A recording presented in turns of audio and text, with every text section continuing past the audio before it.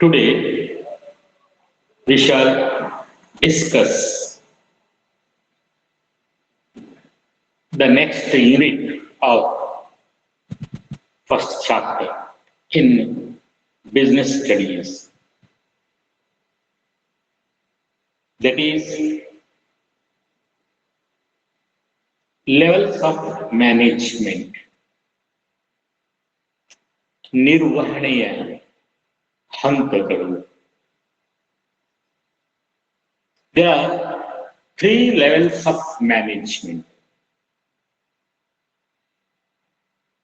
ನಾವು ಯಾವುದೇ ಒಂದು ಸಂಸ್ಥೆಯ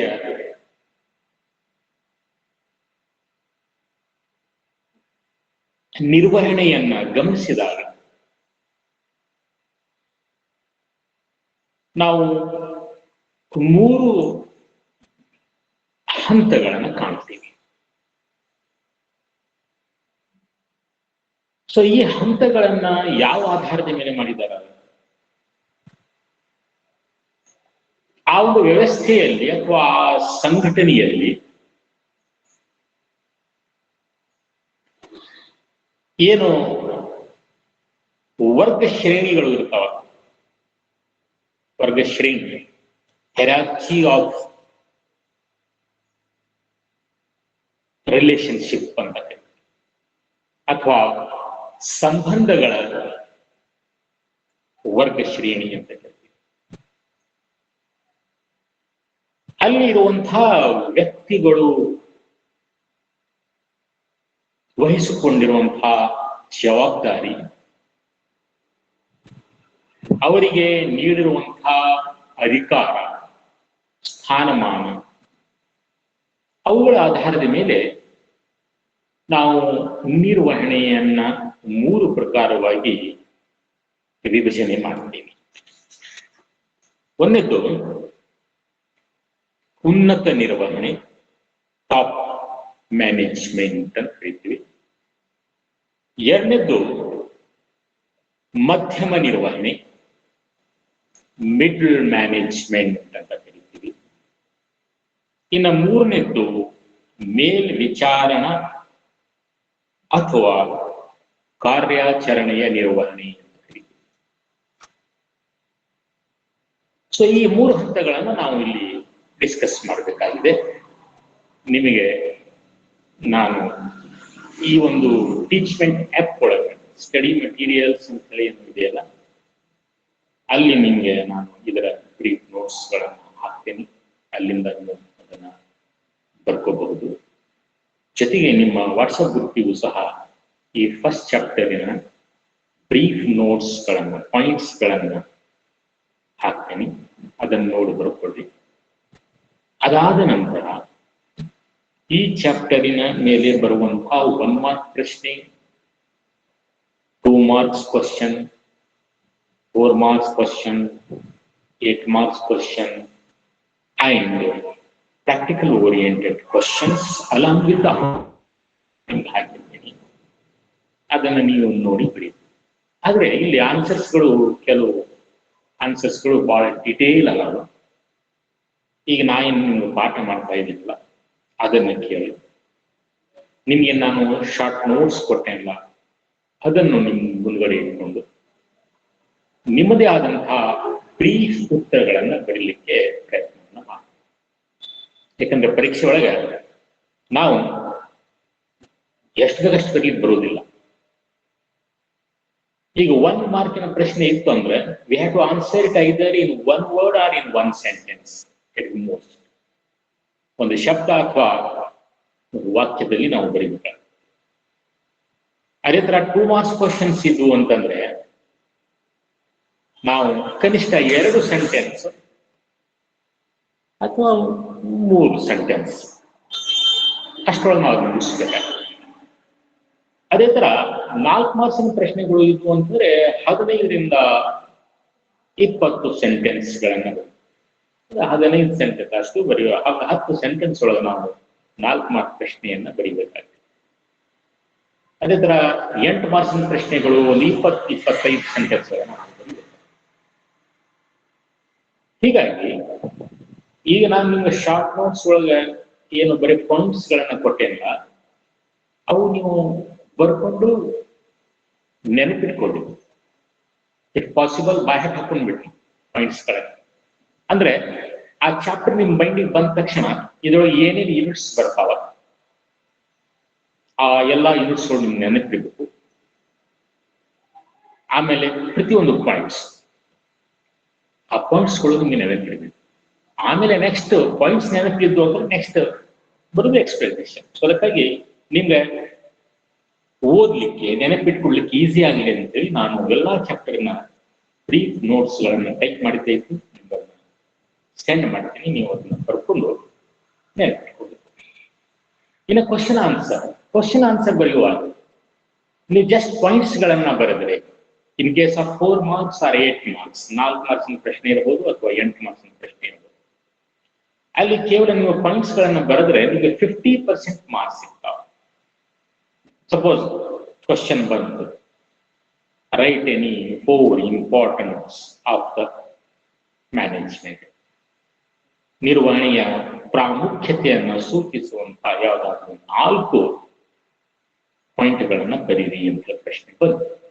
ಆಗ ನೀವು ಕೇವಲ ಪಾಯಿಂಟ್ಸ್ ಗಳನ್ನ ಹೆಡಿಂಗ್ಸ್ ಅನ್ನ ಬರೆದ್ರೆ ನಿಮ್ಗೆ 50% ಮಾರ್ಕ್ಸ್ ಸಿಗ್ತಾವೆ. ಅಂದ್ರೆ ಕೇವಲ 2 ಮಾರ್ಕ್ಸ್ಗಳು ಸಿಗ್ತಾವೆ. ಸೊ ಅದಕ್ಕೆ ಪ್ರತಿಯೊಂದು ಪಾಯಿಂಟ್ ಅನ್ನ ಬರೆದು ಅದನ್ನ ಅಂಡರ್ಲೈನ್ ಮಾಡಿ ಆ ಪಾಯಿಂಟ್ ಅನ್ನ ಏನ್ ಮಾಡಬೇಕು, ಸಿಂಪಲ್ ವರ್ಡ್ ಒಳಗೆ ಎಕ್ಸ್ಪ್ಲೇನ್ ಮಾಡಿ. when it is possible, if you want to explain each and every point, then you should understand that point. ನಿಮ್ಗೆ ಆ ಪಾಯಿಂಟ್ ಅರ್ಥ ಆಗಿರ್ಬೇಕು. ಮೊಟ್ಟ ಮೊದಲು ನೀವು ಆ ಪಾಯಿಂಟ್ ಅನ್ನ ನೆನಪಿಟ್ಕೋಬೇಕು. You have to remember it, you have to by heart if possible. ಕೆಲವರು ಓದಿದ ತಕ್ಷಣ, ಕೆಲವರು it all depends on the memory power. ಇನ್ನು ಕೆಲವರಿಗೆ ಒಂದ್ 2-3 ಸರ್ತಿ ಓದಿದಂತ ನೆನಪಿಟ್ಕೊಳ್ತಾರೆ. ಸೊ ಅಂಥವ್ರು ಏನ್ ಮಾಡ್ಬೇಕಪ್ಪ ಅಂದ್ರೆ ತಮ್ಮ ಒಂದು ಸಾಮರ್ಥ್ಯಕ್ಕೆ ಅನುಗುಣವಾಗಿ ಎಷ್ಟು ಸಾರಿ ಓದಿ ಅದನ್ನ ನೆನಪಿಟ್ಕೊಳ್ಳಿಕ್ಕೆ ಪ್ರಯತ್ನ ಮಾಡಬೇಕು. ಪಾಯಿಂಟ್ಸ್ ಮೊದಲು ನೆನಪಿಟ್ಕೊ. ಬಿಸ್ನೆಸ್ ಸ್ಟಡಿ ಗೊತ್ತಾಗ್ನಿ, it is a managerial subject. Actually ಇದನ್ನ ಬಿಕಾಮ್ ಒಳಗೆ ನಾವು ಹೋಗಿತ್ತು. ಈಗ ನೀವು PUC ಲೆವೆಲ್ ಒಳಗೆ ಗೊತ್ತಾಯ್ತು ಅಂದ್ರೆ you are more matured than us. ನಿಮ್ಗೆ ಈಗಾಗಲೇ ಮೆಚುರಿಟಿ ಬಂದ್ಬಿಟ್ಟಿದೆ. ಸೊ ಹೀಗಾಗಿ NCERT ಸಿಲೆಬಸ್ ನಾವು ಡಿಗ್ರಿ ಒಳಗೆ ಹೋದಂತಹ ಸಬ್ಜೆಕ್ಟ್ ಅನ್ನ ನಿಮ್ಗೆ PUC ಹಚ್ಚಿದ್ದಾರೆ. ಇದು ಮ್ಯಾನೇಜ್ಮೆಂಟ್. ನೆನಪಿಟ್ಕೊಳ್ರಿ, ಮ್ಯಾನೇಜ್ಮೆಂಟ್ ಅಂದ್ರೆ ಏನು ಅಂತ ಹೇಳಿ ನಿಮ್ ಮನೆಯಲ್ಲಿ ಯಾರು ಹಿರಿತನ ಮಾಡ್ತಾರಲ್ಲ ಅವ್ರು ಕೇಳಿ. ಮ್ಯಾನೇಜ್ಮೆಂಟ್ ಅಂತ ಅಷ್ಟು ಹಗರವಾದಂತಹ ಕಾರ್ಯ ಅಲ್ಲ. ಸರ್ಕಸ್ ಮಾಡೋದು, ಎಲ್ಲರನ್ನ ಜೊತೆಗೆ ತೆಗೆದುಕೊಂಡು ಹೋಗ್ಬೇಕಾಗ್ತೈತಿ. ಒಂದು ಕುಟುಂಬದೊಳಗೆ ಮ್ಯಾನೇಜ್ಮೆಂಟ್ ಮಾಡಬೇಕು ಅಂತಂದ್ರೆ ಹಿರಿತನ ಮಾಡೋದು, ಸಣ್ಣವ್ರಿಗೂ ದೊಡ್ಡವ್ರಿಗೂ ಎಲ್ಲರನ್ನ ಜೊತೆಗೆ ಹೋಗಿದ್ರೆ ಮಾತ್ರ ಆ ಕುಟುಂಬ ಯಶಸ್ವಿಯಾಗಿ ಬದುಕಿ ಬಾಳಲಿಕ್ಕೆ ಸಾಧ್ಯ. ಸೊ ಅದೇ ತರ ವ್ಯವಹಾರಿಕ ಸಂಸ್ಥೆಯಲ್ಲಿ ನಿರ್ವಹಣೆಯ ಜವಾಬ್ದಾರಿಯನ್ನು ವಹಿಸಿಕೊಂಡಂತಹ ನಿರ್ವಾಹಕರು, ವ್ಯವಸ್ಥಾಪಕರು ಬಹಳಷ್ಟು ಕಷ್ಟವನ್ನು ಪಡ್ಬೇಕಾಗ್ತದೆ. ಇದು ಕಷ್ಟಕರವಾದ. ಸೊ ಅದಕ್ಕಾಗಿ ಈ ವಿಷಯ ಸ್ವಲ್ಪ ಕ್ಲಿಷ್ಟ. ಕೆಲವೊಮ್ಮೆ ಏನಾಗ್ತಿದ್ದು ಓದೋ ಹೊತ್ತಿಗೆ ಈಸಿ ಕಾಣ್ತದೆ, ಇದು ನಾವು ಗೊತ್ತೈತಿ ಅದನ್ನ ಕಾಣ್ತೈತಿ, ಆದ್ರೆ ನೆನಪಿರಿಯೋದು ಪಾಯಿಂಟ್ಸ್ ಗಳನ್ನ ನೆನಪಿಟ್ಕೊಳ್ಬೇಕಾಗ್ತದೆ. ಸೊ ಅದಕ್ಕಾಗಿ ಪ್ರತಿಯೊಂದು ಪರಿಕಲ್ಪನೆಯನ್ನ ಕ್ಲಿಯರ್ ಮಾಡ್ಕೊಳ್ಳಿ. ಫಸ್ಟ್ ನಿರ್ವಹಣೆ ಅಂದ್ರೆ ಏನು, ನಾ ಬೋಲ್ಡ್ ಲೆಟರ್ ಒಳಗೆ ನಿಮ್ಗೆ ತೋರಿಸಿನ ಎಕ್ಸ್ಪ್ಲೇನ್ ಮಾಡುವ. ನಿರ್ವಹಣೆ ಅಂದ್ರೆ ಏನು, ಆ ಪರಿಕಲ್ಪನೆಯೆಲ್ಲ ಕ್ಲಿಯರ್ ಕಟ್ ಆಗಿ ಒಂದು 4 ಸೆಂಟೆನ್ಸಸ್ ನೆನಪಿಟ್ಕೊಟ್ಟು ಸಾಕು, ನಿಮ್ಗೆ ಈಸಿ ಆಗಿದೆ. ಸೊ ಅದೇ ತರ ಮತ್ತೆ ಏನೇನು ಓದಿರಿ, ಫಸ್ಟ್ ಈಗ ನಾವು ನಿರ್ವಹಣೆಯನ್ನ ಓದ್ಕೊಂಡಿದ್ವಿ, ನಿರ್ವಹಣೆಯ ಒಂದು ವ್ಯಾಖ್ಯೆಯನ್ನ ನೋಡಿದ್ವಿ. ಆಮೇಲೆ ನಂತರ ಏನ್ ನೋಡಿದ್ರಪ್ಪ ಅಂತಂದ್ರೆ ನಿರ್ವಹಣೆ ಪರಿಕಲ್ಪನೆ ಆದ ನಂತರ ನಾವು ನಿರ್ವಹಣೆಯ ಫೀಚರ್ಸ್ಗಳನ್ನ, ಕ್ಯಾರೆಕ್ಟರಿಸ್ಟಿಕ್ಗಳನ್ನ, ಫೀಚರ್ಸ್ ಆಫ್ ಮ್ಯಾನೇಜ್ಮೆಂಟ್ ಅಥವಾ ಕ್ಯಾರೆಕ್ಟರಿಸ್ಟಿಕ್ ಆಫ್ ಮ್ಯಾನೇಜ್ಮೆಂಟ್. ಸೊ ಅದ್ರೊಳಗೆ ಬರುವಂತಹ ಪಾಯಿಂಟ್ಸ್ ಗಳನ್ನ ಫಸ್ಟ್ ನೆನಪಿಟ್ಕೊಳ್ರಿ. ಉದಾಹರಣೆಗೆ ಕ್ಯಾರೆಕ್ಟರಿಸ್ಟಿಕ್ ಆಫ್ ನಿರ್ವಹಣೆಯು ಗುರಿ ಪ್ರಧಾನ ಪ್ರಕ್ರಿಯೆಯಾಗಿದೆ. ಆಮೇಲೆ ಎರಡನೇದು ನಿರ್ವಹಣೆಯು ಸರ್ವವ್ಯಾಪಕವಾಗಿದೆ. ಇವೆಲ್ಲ ಪಾಯಿಂಟ್ಸ್ ಗಳನ್ನ ಮೊದಲು ನೆನಪಿಟ್ಕೊಡ್ರಿ. ಆಮೇಲೆ ಎಕ್ಸ್ಪ್ಲನೇಷನ್ ಸ್ವಲ್ಪ ಹೆಚ್ಚು ಕಡಿಮೆ ಆಗಿ ನಡೀತಿತ್ತು ಪರೀಕ್ಷೆ ಒಳಗೆ. ಈಗ ಪೇಪರ್ಗಳನ್ನ ಚೆಕ್ ಮಾಡುವಾಗ ನೀವು ಬರೆದಂತಹ ವಿವರಣೆಯನ್ನ ಟಾಪ್ ಟು ಬಾಟಮ್ ಎಲ್ಲ ಓದ್ಲಿಕ್ಕೆ ಹೋಗೋದಿಲ್ಲ, ಅಷ್ಟು ಸಮಯ ಇರೋದಿಲ್ಲ. ಪಾಯಿಂಟ್ಸ್ ನೋಡ್ತಾರೆ, ಪಾಯಿಂಟ್ಸ್ ಕರೆಕ್ಟ್ ಐತಿಲ್ಲ, ಒಂದ್ ವೇಳೆ ಎಕ್ಸ್ಪ್ಲನೇಷನ್ ಯಾವ್ದಾದ್ರು ಅಲ್ಲಿ ಇಲ್ಲಿ ಓದ್ತಾರೆ, ಪಾಯಿಂಟ್ ಎಕ್ಸ್ಪ್ಲನೇಷನ್ ಪಾಯಿಂಟಿಗೆ ಸಂಬಂಧಪಟ್ಟಿದ್ದು ಇದೆಯೋ ಇಲ್ಲೋ ಅವ್ರಿಗೆ ರಿಯಲೈಸ್ ಆಗ್ಬಿಡ್ತು, yes it's related to the point, correct ಆಗಿ ಬರ್ತಾನೆ, ಬೋಗಸ್ ಬರ್ದಿಲ್ಲ ಅಂತಂದ್ರೆ ಸುಮ್ಮನೆ 4 ನಿಮಿಷ ಆಗ್ತದೆ, 4 ಕಟ್ ಮಾಡಿದ್ರು ಅರ್ಧ ಮಾಡೋದು, 3 ಇಲ್ಲ 3 ಅದಕ್ಕಿಂತ ಕಡಿಮೆ ಹಾಕಿ ಬರೋದು ಎಲ್ಲ ಎಕ್ಸ್ಪ್ಲನೇಷನ್. ನೀವು ಬರೀ ಪಾಯಿಂಟ್ಸ್ ಬರ್ದಿದ್ರಿ ಅಂತಾರೆ, ಪಾಯಿಂಟ್ಸ್ ಕರೆಕ್ಟ್ ಇತ್ತು ಅಂದ್ರೆ 1 ಪಾಯಿಂಟಿಗೆ ಅರ್ಧ ಮಾರ್ಕ್, ಸೊ 4 ಪಾಯಿಂಟ್ ಬರ್ತೀವಿ, 2 ಪಾಯಿಂಟ್ಸ್. ಅವ್ರು ಕೇಳಿದ್ರೆ 4 ಪಾಯಿಂಟ್, ನೀವು 8 ಬರೆದ್ರು ಸಹ ಅಥವಾ ನೀವು 6 ಪಾಯಿಂಟ್ಸ್ ಬರೆದ್ರು ಸಹ ಅವ್ರು ನಿಮ್ಗೆ ನೀಡೋದೇ 2 ಪಾಯಿಂಟ್ಸ್, 2 ಮಾರ್ಕ್ಸ್. ಎಕ್ಸ್ಪ್ಲನೇಷನ್ ಇತ್ತು ಅಂದ್ರೆ, ಯಾಕಂದ್ರೆ for explanation remaining 2 marks, 2 marks for points, 2 marks for explanation. So that's why you remember first points. So ಅದಕ್ಕಾಗಿ ನಾನು ನಿಮ್ಮ ಸಲುವಾಗಿ ನಿಮ್ಗೆ ಈಸಿ ಆಗಲಿ ಅಂತ ಹೇಳಿ ಎಲ್ಲಾ ಚಾಪ್ಟರ್ ಪಾಯಿಂಟ್ಸ್ ಗಳನ್ನ ಟೈಪ್ ಮಾಡಿದ್ದೀನಿ. ಇವತ್ತು ಅಥವಾ ನಾಳೆ ನಿಮಗೆ ಕಳಿಸ್ತೇನೆ, ಅದನ್ನ ಬರ್ಕೊಡ್ರಿ. ಅಂತ ಕ್ವಶನ್ ಆನ್ಸರ್ ಕಳಿಸ್ತೇನೆ, ಅದನ್ನು ಬರ್ಕೊಡ್ರಿ. ಬರ್ಕೊಂಡು ಬಿಸ್ನೆಸ್ ಸ್ಟಡಿಗೆ ಸ್ವಲ್ಪ ಹೆಚ್ಚಿನ ಲಕ್ಷ್ಯ ಕೊಡ್ರಿ, ಗಮನವನ್ನು ಕೊಡ್ರಿ. ಈಗ ಅಕೌಂಟೆನ್ಸಿಗಿಂತ ನಿಮ್ಗೆ ಸ್ವಲ್ಪ ಬಿಸ್ನೆಸ್ ಮ್ಯಾನೇಜ್ಮೆಂಟ್ ಕನ್ಫ್ಯೂಷನ್ ಆಗ್ಬೋದು ಅಥವಾ ಡಿಫಿಕಲ್ಟ್ ಕಾಣಿಸ್ಬೋದು, ಯಾಕಂದ್ರೆ ಎಲ್ಲ ಪಾಯಿಂಟ್ಸ್ ಹೆಚ್ಚು ಕಡಿಮೆ ಒಂದೇ ತರ ಕಾಣ್ತಾವ. ನೀವು ನೋಡ್ಬೋದು, ನಾವು ಎಕ್ಸ್ಪ್ಲೈನ್ ಮಾಡೋದು ನಾನು ಕೆಲವು ವರ್ಡ್ಸ್ಗಳು ಪದೇ ಯೂಸ್ ಮಾಡ್ತೀವಿ. ನಿಮ್ಗೆ ಇದು ಏನಪ್ಪಾ ಸರ್, ಪದೇ ಅದನ್ನ ರಿಪೀಟ್ ಮಾಡಾಕ್ತಾರೆ, ಅದನ್ನ ಕ್ಯಾಶ್ ಹಾಕ್ತಾರೆ, ಮಾಡ್ಲೇಬೇಕಾದ್ರೆ. ಸೊ ಹೀಗಾಗಿ ಏನ್ ಮಾಡಪ್ಪ ಅಂತಂದ್ರೆ ಕನ್ಫ್ಯೂಷನ್ ಆಗ್ಬಾರ್ದು. ಕೆಲವೊಮ್ಮೆ ಏನಾಗ್ತಾವ, ಉದ್ದೇಶಗಳು, ಲಕ್ಷಣಗಳು, ಅನುಕೂಲತೆಗಳು 3 ಹೆಚ್ಚು ಕಡಿಮೆ ಒಂದೇ ತರ ಇರ್ತಾವ. ಪಾಯಿಂಟ್ ಒಂದು ಮಿಕ್ಸ್ ಆಗಿಬಿಟ್ಟಿರ್ತಾವ. ಪರೀಕ್ಷೆ ಒಳಗೆ ಉದ್ದೇಶಗಳನ್ನ ಕೇಳಿರ್ತಾನೆ, ನೀವು ಅನುಕೂಲತೆಗಳನ್ನು ಮಾರ್ಕ್ಸ್ ಕಡಿಮೆ ಆಗುವಂತ ಚಾನ್ಸಸ್ಗಳು ಇರ್ತಾವೆ. ಸೊ ಅದಕ್ಕಾಗಿ ಕರೆಕ್ಟ್ ಆಗಿ ನೀವು ಪಾಯಿಂಟ್ಸ್ ಗಳನ್ನ ಬರ್ಕೊಂಡು ಬ್ಯಾಟ್ ಹಾಕೊಳ್ರಿ ಅಂತ ಎಕ್ಸ್ಪ್ಲನೇಷನ್ ಅನ್ನ ಓದ್ಬೋದು. ಸೊ ನಾವು shall come to the levels of management, ನಿರ್ವಹಣೆಯ ಹಂತಗಳು. ಸೊ ನಿರ್ವಹಣೆಯ ಹಂತಗಳು, ಲೆವೆಲ್ಸ್ ಆಫ್ ಮ್ಯಾನೇಜ್ಮೆಂಟ್ ಅನ್ನ ನಾವು ತಿಳ್ಕೋಬೇಕಾದ್ರೆ ಒಂದು ಅಂಶವನ್ನ ನಾವು ತಿಳ್ಕೋಬೇಕು. ಅದು ಏನು ಅಂತಂದ್ರೆ, ಈ ನಿರ್ವಹಣೆ ಅನ್ನುವಂಥ ಪದ, the word management is A universal word ಅಂತ ಹೇಳ್ತಾರೆ. ಇದು ಒಂದು ಸಾರ್ವತ್ರಿಕ ಪದವಾಗಿದೆ. ನಿರ್ವಹಣೆ ಅನ್ನೋದು ಒಂದು ಸಾರ್ವತ್ರಿಕ ಪದವಾಗಿದೆ. It is N universal word. ಅಂದ್ರೆ ಒಂದು ಸಂಘಟನೆಯಲ್ಲಿ ಸಂಬಂಧದ ವರ್ಗ ಶ್ರೇಣಿಯಲ್ಲಿ ಒಟ್ಟಿಗೆ ಬಂಧಿಸಲ್ಪಟ್ಟಿರುವಂತಹ ವ್ಯಕ್ತಿಗಳು, ಒಂದು ಸಂಸ್ಥೆಯಲ್ಲಿ ಅಥವಾ ಒಂದು ವ್ಯವಸ್ಥೆಯಲ್ಲಿ ಸಂಬಂಧದ ವರ್ಗ ಶ್ರೇಣಿಯಲ್ಲಿ ಒಟ್ಟಿಗೆ ಬಂಧಿಸಲ್ಪಟ್ಟಿರುವಂತಹ ವ್ಯಕ್ತಿಗಳು. ಉದಾಹರಣೆಗೆ ನಮ್ಮ PU ಇಲಾಖೆ. PU ಇಲಾಖೆಯಲ್ಲಿ ನೀವು ಯಾರನ್ನ ಕಾಣ್ತೀರಿ, ಯಾರ್ಯಾರಿರ್ತಾರೆ ವ್ಯಕ್ತಿಗಳು, ಯಾರ್ಯಾರು ನಾವು ಕೆಳಗಿನ ಬರೋಣ.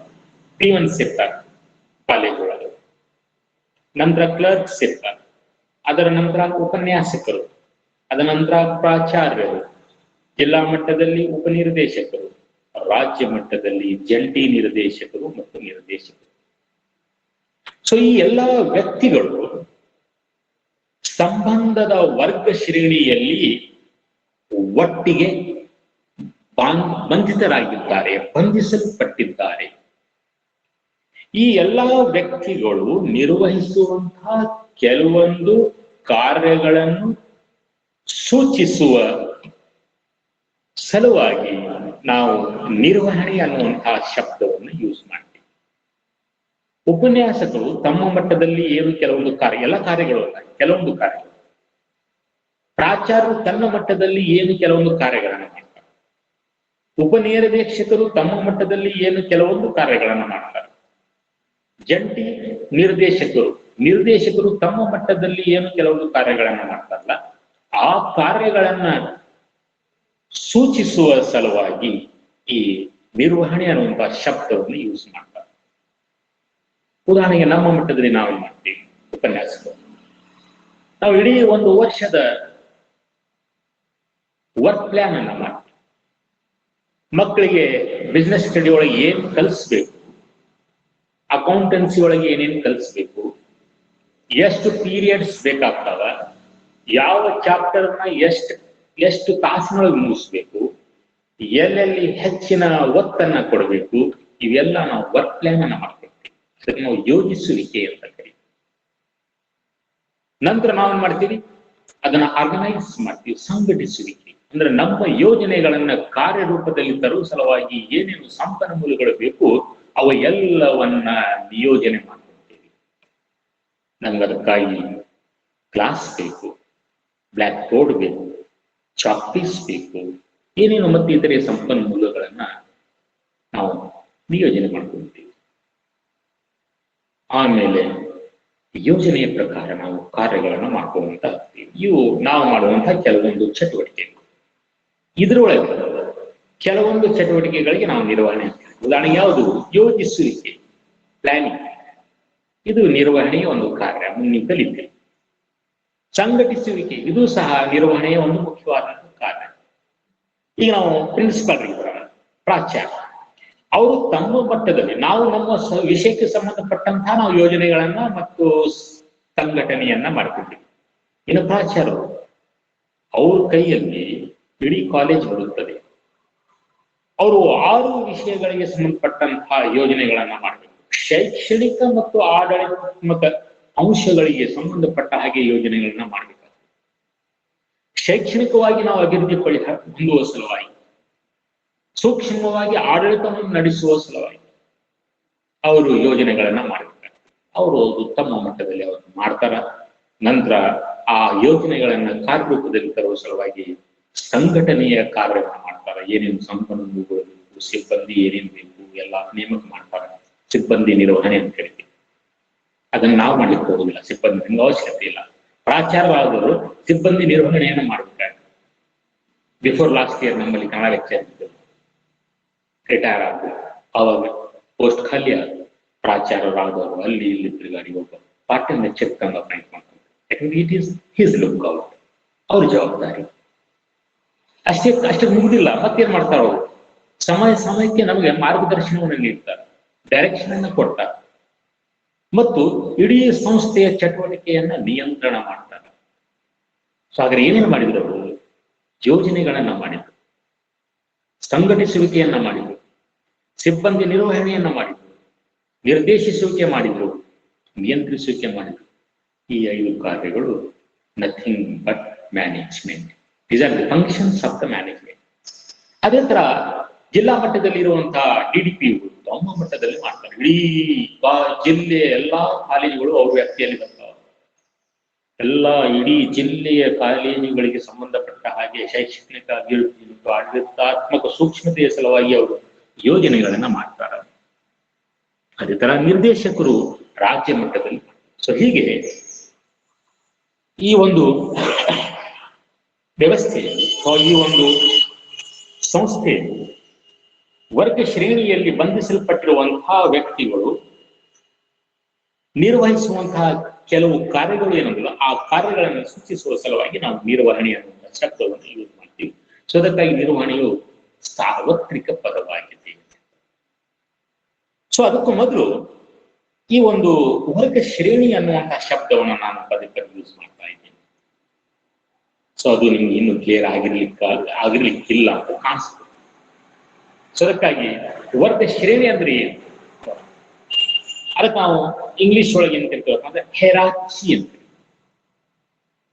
ಸಂಬಂಧಗಳ ವರ್ಗ ಶ್ರೇಣಿ ಅಥವಾ ಹೆರಾರ್ಚಿ ಆಫ್ ರಿಲೇಶನ್ಶಿಪ್ ಅಂತ ಹೇಳಿ. ಅಂದ್ರೆ ಏನು, ಸ್ಥಾನಮಾನ ಅಥವಾ ಶ್ರೇಣಿಯ ಪ್ರಕಾರ ಜನರು ಒಂದರ ಮೇಲೊಂದು ಸ್ಥಾನ ಪಡೆದಿರುವ ವ್ಯವಸ್ಥೆ.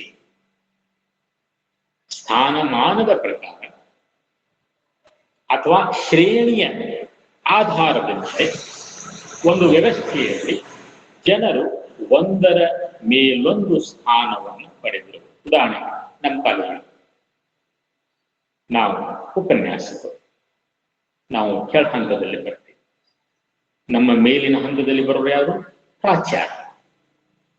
ಸೊ ಆ ಪ್ರಾಚಾರ್ಯರ ಸ್ಥಾನಮಾನ ಹೆಚ್ಚಿಗೆ ನಿಂತಿಲ್ಲ, ಅವ್ರ ಜವಾಬ್ದಾರಿಗಳು ಜಾಸ್ತಿ, ಅವ್ರಿಗೆ ಅಧಿಕಾರ ಜಾಸ್ತಿ. ಸೊ ಅವರು ನಮ್ಮ ಮೇಲಾಧಿಕಾರಿ, ನಾವೇನಾದ್ವಿ ಅಧೀನರಾದ್ವಿ, ನಾವು ಅಧೀನರಾದ್ವಿ. ಸ್ಟಾಫ್, ಸಬೋರ್ಡಿನೇಟ್ಸ್, ಸಹೋದ್ಯೋಗಿಗಳು. ಹೀಸ್ ಮೇಲಾಧಿಕಾರಿ, ಅವ್ರು ನಮ್ಮ ಮೇಲಾಧಿಕಾರಿ. ಈಗ DDPO ಅವ್ರ ಮೇಲಾಧಿಕಾರಿ, ಪ್ರಾಚಾರ್ಯರ ಮೇಲೆ ಬರ್ತಾರೆ. ಯಾಕಂದ್ರೆ ಅವರ ಜವಾಬ್ದಾರಿಗಳು, ಅವರ ಅಧಿಕಾರ ಹೆಚ್ಚಾಗಿರುತ್ತೆ. ಸೊ ಹೀಗೆ ಪ್ರಾಚಾರ್ಯ, ಉಪನ್ಯಾಸಕರು, ಅವ್ರ ಮೇಲೆ ಯಾರು ಬಂದ್ರು? ಪ್ರಾಚಾರ್ಯರು. ಪ್ರಾಚಾರ್ಯರ ಮೇಲೂ ಉಪನಿರ್ದೇಶಕರು, ಉಪನಿರ್ದೇಶಕರ ಮೇಲೆ ನಿರ್ದೇಶಕರು. ಸೊ ಇದಕ್ಕೆ ನಾವು ಕರಿತೀವಿ ವರ್ಗ ಶ್ರೇಣಿ. ಇಟ್ಸ್ ಕಾಲ್ಡ್ ಹೆರಾರ್ಚಿ ಅಂತ. ಸೊ ವರ್ಗ ಶ್ರೇಣಿ. ಸೊ ಇಲ್ಲಿವರೆಗೆ ನಾವು ಮ್ಯಾನೇಜ್ಮೆಂಟ್ ಮತ್ತು ವರ್ಗ ಶ್ರೇಣಿ ಎರಡು ಶಬ್ದಗಳನ್ನ ಕ್ಲಿಯರ್ ಮಾಡ್ಕೊಳ್ತೀವಿ. ಇನ್ನು ಮೂರನೇ ಪಾಯಿಂಟ್, ವರ್ಗ ಶ್ರೇಣಿಯಲ್ಲಿ ಬರುವಂತಹ ಪ್ರತಿಯೊಬ್ಬ ವ್ಯಕ್ತಿಯು, ಅವ ಉಪನ್ಯಾಸಕನಾಗಿರ್ಬೋದು, ಪ್ರಾಚಾರ್ಯರಾಗಿರ್ಬೋದು, ಉಪನಿರ್ದೇಶಕರಾಗಿರ್ಬೋದು, ಜಂಟಿ ನಿರ್ದೇಶಕರಾಗಿರ್ಬೋದು, ಅಥವಾ ನಿರ್ದೇಶಕರಾಗಿ, ಅಥವಾ ವ್ಯವಹಾರಿಕ ಸಂಸ್ಥೆಯಲ್ಲಿ ಬಂದ ಅವ ಸೂಪರ್ವೈಸರ್ ಆಗಿರ್ಬೋದು, ಅವ ಫೋರ್ಮನ್ ಆಗಿರ್ಬೋದು, ಅಥವಾ ಅವ ಸೇಲ್ಸ್ ಮ್ಯಾನೇಜರ್ ಆಗಿರ್ಬೋದು, ಅವ ಪ್ರೊಡಕ್ಷನ್ ಮ್ಯಾನೇಜರ್ ಆಗಿರ್ಬೋದು, ಅವ vice president of the marketing department ಆಗಿರ್ಬೋದು, ಅವ ಚೀಫ್ ಎಕ್ಸಿಕ್ಯೂಟಿವ್ ಆಫೀಸರ್ ಆಗಿರ್ಬೋದು. ಸೊ ಎಲ್ಲರೂ ವರ್ಗ ಶ್ರೇಣಿಯಲ್ಲಿ ಬರುವಂತಹ ವ್ಯಕ್ತಿಗಳು. ಒಬ್ಬರ ಮೇಲೆ ಒಬ್ಬರು ಅಧಿಕಾರ ಮತ್ತು ಜವಾಬ್ದಾರಿಯ ಆಧಾರದ ಮೇಲೆ ಅವರು ಪೊಸಿಷನ್ ಅನ್ನ ಪಡ್ಕೊಂಡು, they are rank. People are rank one above the other. Principal is ranked above the lecturer. DDPU is ranked above the principal. Director is ranked above the DDPUs. So ಇದು ಒಂದು ವರ್ಗ ಶ್ರೇಣಿ. ಸೊ ಹೀಗೆ ಒಂದು ವರ್ಗ ಶ್ರೇಣಿಯಲ್ಲಿ ಬರುವಂತಹ ಪ್ರತಿಯೊಬ್ಬ ವ್ಯಕ್ತಿಯು ಒಂದು ನಿರ್ದಿಷ್ಟ ಕಾರ್ಯವನ್ನು ಯಶಸ್ವಿಯಾಗಿ ಪೂರ್ಣಗೊಳಿಸುವುದಕ್ಕೆ ಜವಾಬ್ದಾರನಾಗಿರುತ್ತಾನೆ. ಯಾವುದೇ ಒಂದು ವ್ಯಕ್ತಿ ಅಂತ, ಫಾರ್ ಎಕ್ಸಾಂಪಲ್ ನಮ್ಮ ಜವಾಬ್ದಾರಿ ಏನು? ಸಿಲೆಬಸ್ ಮುಗಿಸೋದು, ಪಾಠ ಮಾಡೋದು, ಎಕ್ಸಾಮ್ ಕಂಡಕ್ಟ್ ಮಾಡೋದು, ಪೇಪರ್ಗಳನ್ನು ಚೆಕ್ ಮಾಡೋದು, ರಿಸಲ್ಟ್ ಅನ್ನ ಮಕ್ಕಳಿಗೆ ಮತ್ತು ಪೋಷಕರಿಗೆ ತಿಳಿಸೋದು. ಸೊ ಇದು ನಮ್ಮ ಜವಾಬ್ದಾರಿ. ಪ್ರಾಚಾರ್ಯ ಜವಾಬ್ದಾರಿ ಎಲ್ಲ 6 ಸಬ್ಜೆಕ್ಟ್ ಇಂದ ಬಂದವರು, ಹಂಗಂತೇಳಿ 6 ಸಬ್ಜೆಕ್ಟ್ ಅವ್ರು ಕಲಿಸ್ಲಿಕ್ಕೆ ಹೋಗೋದಿಲ್ಲ, ನಮ್ಮಿಂದ ಕೆಲಸವನ್ನ ತೆಗೆದುಕೊಂಡ್ರು. 6 ಉಪನ್ಯಾಸಕರಿಂದ ಕೆಲಸ ಎಲ್ಲರೂ ಪಾಠ ಮಾಡಾಕತ್ತಾರೋ, ಪ್ಲಾನಿಂಗ್ ಪ್ರಕಾರ ಕ್ಲಾಸ್ ತಗೊಳಕತ್ತಾರೋ, ಎಕ್ಸಾಮ್ ಕಂಡಕ್ಟ್ ಮಾಡಾಕತ್ತಾರೋ, ಎಲ್ಲ ಕೆಲಸ ಮಾಡಿಸ್ಕೊಂತ ಜವಾಬ್ದಾರಿ. ಅದೇ ತರ DDPO ಇಡೀ ಜಿಲ್ಲೆ. ಸೊ ಹೀಗೆ ಒಂದು ವರ್ಗ ಶ್ರೇಣಿಯಲ್ಲಿ ಬರುವಂತಹ ಪ್ರತಿಯೊಬ್ಬ ವ್ಯಕ್ತಿಯು ಒಂದು ನಿರ್ದಿಷ್ಟ ಕಾರ್ಯವನ್ನು ಯಶಸ್ವಿಯಾಗಿ ಪೂರ್ಣಗೊಳಿಸುವುದಕ್ಕೆ ಜವಾಬ್ದಾರನಾಗಿರುತ್ತಾನೆ.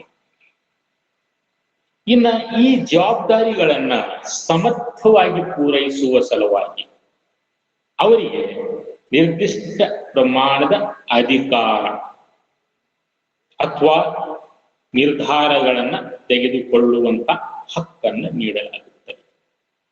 ಕೇವಲ ಜವಾಬ್ದಾರಿಗಳನ್ನು ಮಾತ್ರ ವಹಿಸೋದಿಲ್ಲ, ಜವಾಬ್ದಾರಿಯ ಜೊತೆಗೆ ಆ ಜವಾಬ್ದಾರಿಗಳನ್ನು ಅವರು ಸಮರ್ಥವಾಗಿ ಪೂರೈಸಬೇಕಾದ್ರೆ ಅವರಿಗೆ ಅಷ್ಟು ಮಟ್ಟದ ಅಧಿಕಾರ, ನಿರ್ಧಾರ ತೆಗೆದುಕೊಳ್ಳುವಂತಹ ಹಕ್ಕನ್ನು ಸಹ ನಾವು ಕೊಡಬೇಕಾಗುತ್ತೆ.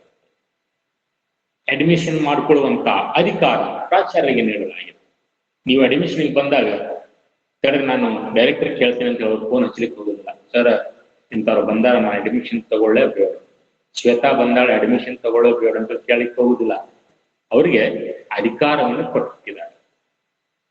ಸೊ ಹೀಗೆ ಅವ್ರಿಗೇನು ಜವಾಬ್ದಾರಿಯನ್ನು ವಹಿಸಿರ್ತಾರಲ್ಲ, ಆ ಜವಾಬ್ದಾರಿಗಳನ್ನ ಸಮರ್ಥವಾಗಿ ನಿರ್ವಹಿಸಬೇಕಾದ್ರೆ ಅವ್ರಿಗೆ ಬೇಕಾಗುವಂತಹ ಅಧಿಕಾರವನ್ನ, ಹಕ್ಕನ್ನ ನೀಡಲಾಗುತ್ತದೆ. ಈ ಅಧಿಕಾರ ಮತ್ತು ಜವಾಬ್ದಾರಿ ಸಂಬಂಧಗಳು ಕೇವಲ ಜವಾಬ್ದಾರಿ ಮಾತ್ರ ವಹಿಸೋದಿಲ್ಲ, ಜವಾಬ್ದಾರಿ ಮತ್ತು ಸಂಬಂಧ ಎರಡು ಕೊಟ್ಟಿರ್ತಾರೆ. ಜವಾಬ್ದಾರಿ ಹೆಂಗೆ ಹೆಚ್ಚಿಗೆ ಹಾಕೋಂತ ಆಗುತ್ತಿದ್ದ ಅಧಿಕಾರವನ್ನು ಹಾಗೆ ಹೆಚ್ಚಿಗೆ ಹಾಕೋಂತ. ಸೊ ಅದಕ್ಕೆ ನಾವು ಕರಿತೀವಿ ಅಧಿಕಾರ ಮತ್ತು ಜವಾಬ್ದಾರಿಯ ಸಂಬಂಧಗಳು ಅಂತ ಹೇಳಿ.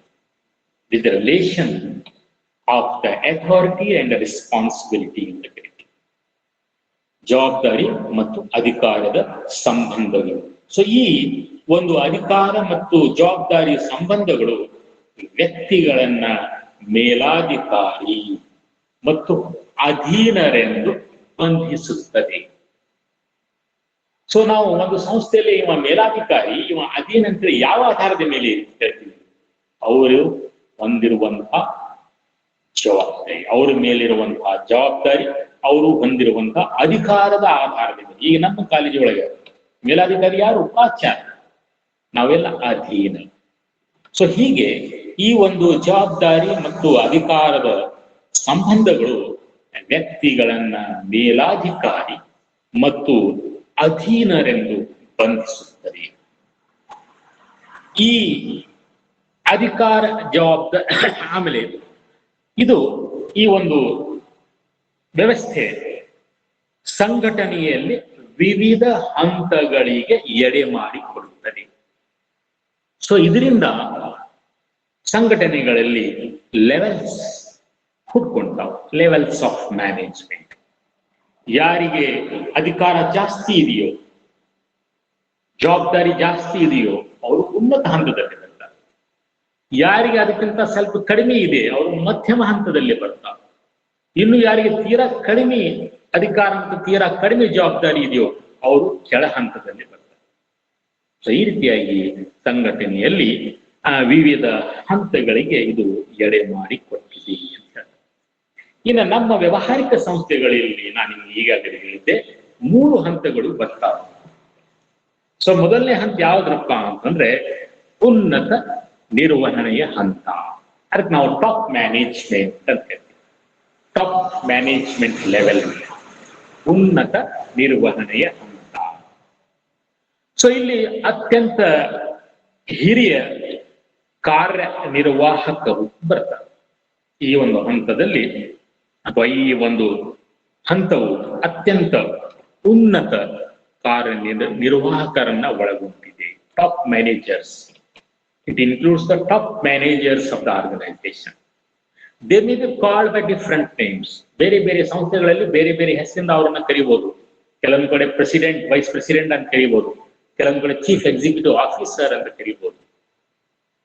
ಸೊ ಈ ವ್ಯಕ್ತಿಗಳು ಅತ್ಯಂತ ಹಿರಿಯ ಕಾರ್ಯನಿರ್ವಹಣಾಧಿಕಾರಿಗಳು, ಅತ್ಯಂತ ಹಿರಿಯ ಕಾರ್ಯನಿರ್ವಾಹಕರು, ಅತ್ಯಂತ ಹಿರಿಯ ವ್ಯವಸ್ಥಾಪಕರು. ಫಾರ್ ಎಕ್ಸಾಂಪಲ್, ಈ ನಮ್ಮ PU ಇಲಾಖೆ ಒಳಗ ಡೈರೆಕ್ಟರ್, ಆಮೇಲೆ ಜಂಟಿ ನಿರ್ದೇಶಕರು, they come under the top level management. They come under the top level management. So ಇವರು ಇಡೀ ಸಂಸ್ಥೆಯನ್ನ ನಡೆಸುವಂತಹ ಜವಾಬ್ದಾರಿ ಇವ್ರ ತಲೆ ಮೇಲೆ ಇರುತ್ತದೆ. ಇವರು ಇಡೀ ಸಂಸ್ಥೆಯ ಸಲುವಾಗಿ, ಈ ಇಡೀ ಸಂಸ್ಥೆಗೆ ಒಂದು ಸಾಮಾನ್ಯ ಉದ್ದೇಶವನ್ನು, ಗುರಿಯನ್ನ ನಿರ್ಧರಿಸುವಂತಹ ಜವಾಬ್ದಾರಿಯೂ ಸಹ ಇದು ಈ ಟಾಪ್ ಮ್ಯಾನೇಜ್ಮೆಂಟ್ ಮೇಲೆ ಇರುತ್ತೆ. ಆಮೇಲೆ ಆ ಸಾಮಾನ್ಯ ಉದ್ದೇಶವನ್ನ ಸಾಧಿಸುವ ಸಲುವಾಗಿ ಯೋಜನೆಗಳನ್ನ ಮಾಡಬೇಕಾಗ್ತೈತಿ, ಪಾಲಿಸೀಸ್ಗಳನ್ನ ಮಾಡಬೇಕಾಗ್ತೈತಿ. ಇದು ಎಲ್ಲ ಜವಾಬ್ದಾರಿ ಉನ್ನತ ಹಂತದಲ್ಲಿ ಇರುವಂತಹ ಏನು ಉನ್ನತ ಅಧಿಕಾರಿಗಳು, ಕಾರ್ಯನಿರ್ವಾಹಕರು ಇರ್ತಾರಲ್ಲ, ಅವ್ರ ತಲೆ ಮೇಲೆ ಇದು ಇರುತ್ತದೆ. ಹಾಗಾದ್ರೆ ಈ ಒಂದು ಟಾಪ್ ಲೆವೆಲ್ ಮ್ಯಾನೇಜ್ಮೆಂಟ್ ಒಳಗೆ ಯಾರ್ಯಾರು ಬರ್ತಾರೆ? ಸಾಮಾನ್ಯವಾಗಿ ಅಧ್ಯಕ್ಷರು, ಮುಖ್ಯ ಕಾರ್ಯನಿರ್ವಹಣಾ ಅಧಿಕಾರಿ ಅಥವಾ ಚೀಫ್ ಎಕ್ಸಿಕ್ಯೂಟಿವ್ ಆಫೀಸರ್ ಅಂತ ಕರೀತಾರೆ, ಮುಖ್ಯ ಕಾರ್ಯಾಚರಣಾಧಿಕಾರಿಗಳು, ಉಪಾಧ್ಯಕ್ಷರು, ಮಾರ್ಕೆಟಿಂಗ್ ಇಲಾಖೆಯ ವೈಸ್ ಪ್ರೆಸಿಡೆಂಟ್ ಇತ್ಯಾದಿಗಳು. ಸೊ ಇವರು ಈ ಒಂದು ಹಂತದಲ್ಲಿ ಬರ್ತಾರೆ. ಇನ್ನು ಎರಡನೇ ಹಂತ ಮಧ್ಯಮ ಹಂತ ಅಂತ. ಸೊ ಮಧ್ಯಮ ಹಂತ ಅಂದ್ರೆ ಇವರು ಉನ್ನತ ಹಂತ ಮತ್ತು ಕೆಳ ಹಂತದ ವ್ಯವಸ್ಥಾಪಕರ ನಡುವಿನ ಕೊಂಡಿ ಇದ್ದ ಹಾಗೆ. ಅವರು ಇಬ್ಬರನ್ನು ಜೋಡಿಸುವಂತಹ ಇವರು ಒಂದು ಲಿಂಕ್. ಟಾಪ್ ಮ್ಯಾನೇಜ್ಮೆಂಟ್ ಮತ್ತು ಲೋವರ್ ಲೆವೆಲ್ ಮ್ಯಾನೇಜ್ಮೆಂಟ್ಗೆ ಕನೆಕ್ಟ್ ಮಾಡುವಂತಹ ಒಂದು ಲಿಂಕ್. ಈಗ ನಮ್ಮ ವ್ಯವಸ್ಥೆ ಒಳಗೆ PU ಇಲಾಖೆ ಒಳಗೆ ಡೈರೆಕ್ಟರ್, ನಿರ್ದೇಶಕರು ಮತ್ತು ಜಂಟಿ ನಿರ್ದೇಶಕರು ಟಾಪ್ ಮ್ಯಾನೇಜ್ಮೆಂಟ್ ಒಳಗೆ ಬಂದ್ರು. ಪ್ರಿನ್ಸಿಪಲ್ಸ್ ಇವರೆಲ್ಲರೂ ಲೋವರ್ ಲೆವೆಲ್ ಮ್ಯಾನೇಜ್ಮೆಂಟ್ ಒಳಗೆ ಬಂದ್ರು, ಕೆಳ ಹಂತ ಅಥವಾ ಕಾರ್ಯಾಚರಣೆಯ ಹಂತದಲ್ಲಿ ಬಂದ್ರು ವ್ಯವಸ್ಥಾಪಕ. ಇವರು ಇಬ್ಬರ ನಡುವೆ ಉಪನಿರ್ದೇಶಕರು. ಸೊ ಅವರು ನಿರ್ದೇಶಕರನ್ನ ಮತ್ತು ಕೆಳ ಹಂತದಲ್ಲಿರುವಂತಹ ಪ್ರಾಚಾರ್ಯರನ್ನ ಜೋಡಿಸುವಂತಹ ಕೆಲಸವನ್ನ ಮಾಡ್ತಾರೆ. ಸೊ ಅದಕ್ಕಾಗಿ ಕೊಂಡಿಯಾಗಿದೆ ಅಂತ ಹೇಳ್ತಾರೆ. ವ್ಯವಹಾರಿಕ ಸಂಸ್ಥೆಗಳಲ್ಲಿ ಇವು ಸಹ ಏನು ಚೀಫ್ ಎಕ್ಸಿಕ್ಯೂಟಿವ್ ಆಫೀಸರ್ಸ್ ಇರ್ತಾರಲ್ಲ, ವೈಸ್ ಪ್ರೆಸಿಡೆಂಟ್ಸ್ ಇರ್ತಾರಲ್ಲ, ಅವರನ್ನ ಮತ್ತು ಕೆಳ ಹಂತದಲ್ಲಿರುವಂತಹ ಸೂಪರ್ವೈಸರ್ಸ್ ಗಳನ್ನ ಜೋಡಿಸುವಂತಹ ಕೆಲಸ ಈ ಮಧ್ಯಮ ನಿರ್ವಹಣೆಯ ಹಂತ ಮಾಡುತ್ತದೆ. ಸೊ ಇಲ್ಲಿ ಯಾರು ಬರ್ತಾರೆ? ಇಲ್ಲಿ ಎಲ್ಲ ವಿಭಾಗ ಮುಖ್ಯಸ್ಥರು, ಪ್ರೊಡಕ್ಷನ್ ವಿಭಾಗ, ಉತ್ಪಾದನಾ ವಿಭಾಗ, ಅದಕ್ಕೊಬ್ರು ಮುಖ್ಯಸ್ಥರು ಇರ್ತಾರ. ಅಕೌಂಟ್ಸ್ ವಿಭಾಗ, ಅದಕ್ಕೊಬ್ರು ಮುಖ್ಯಸ್ಥರು ಇರ್ತಾರ. ಫೈನಾನ್ಸ್ ವಿಭಾಗ, ಅದಕ್ಕೊಬ್ರು ಮುಖ್ಯಸ್ಥರಿರ್ತಾರೆ. ಅವರು ಎಲ್ಲಾ ಮುಖ್ಯಸ್ಥರನ್ನ, ವಿಭಾಗಗಳ ಮುಖ್ಯಸ್ಥರನ್ನ ಇದು ಒಳಗೊಂಡಿರುತ್ತದೆ. ಸೊ ಇವ್ರ ಕೆಲಸಗಳನ್ನ ಏನ್ರಪ್ಪ ಅಂತಂದ್ರೆ, ಉನ್ನತ ಹಂತದವರು ರೂಪಿಸಿರುವಂತಹ ನೀತಿಗಳನ್ನ ವ್ಯಾಖ್ಯಾನಿಸುವುದು, ಸ್ಪಷ್ಟವಾಗಿ ಅದನ್ನ ತಿಳ್ಕೊಳ್ಳೋದು ಮತ್ತು ತನ್ನ ಕೆಳ ಹಂತದವರಿಗೆ ಅದನ್ನು ತಿಳಿಸೋದು. Defining, explaining the policies framed by the top management. Top ಮ್ಯಾನೇಜ್ಮೆಂಟ್ನವರು ಏನು ಪಾಲಿಸೀಸ್ ಗಳನ್ನ ಮಾಡಿದಾರಲ್ಲ ಸಂಘಟನೆಯನ್ನ ಚಲಿಸುವ ಸಲುವಾಗಿ, ಅವುಗಳನ್ನ ವ್ಯಾಖ್ಯಾನಿಸುವುದಂದ್ರೆ ಸರಳವಾಗಿ ಅದನ್ನ ಸ್ಪಷ್ಟವಾಗಿ ಡೀಟೇಲ್ ಆಗಿ ಅದನ್ನ ತಿಳ್ಕೊಳ್ಳೋದು. ನಂತರ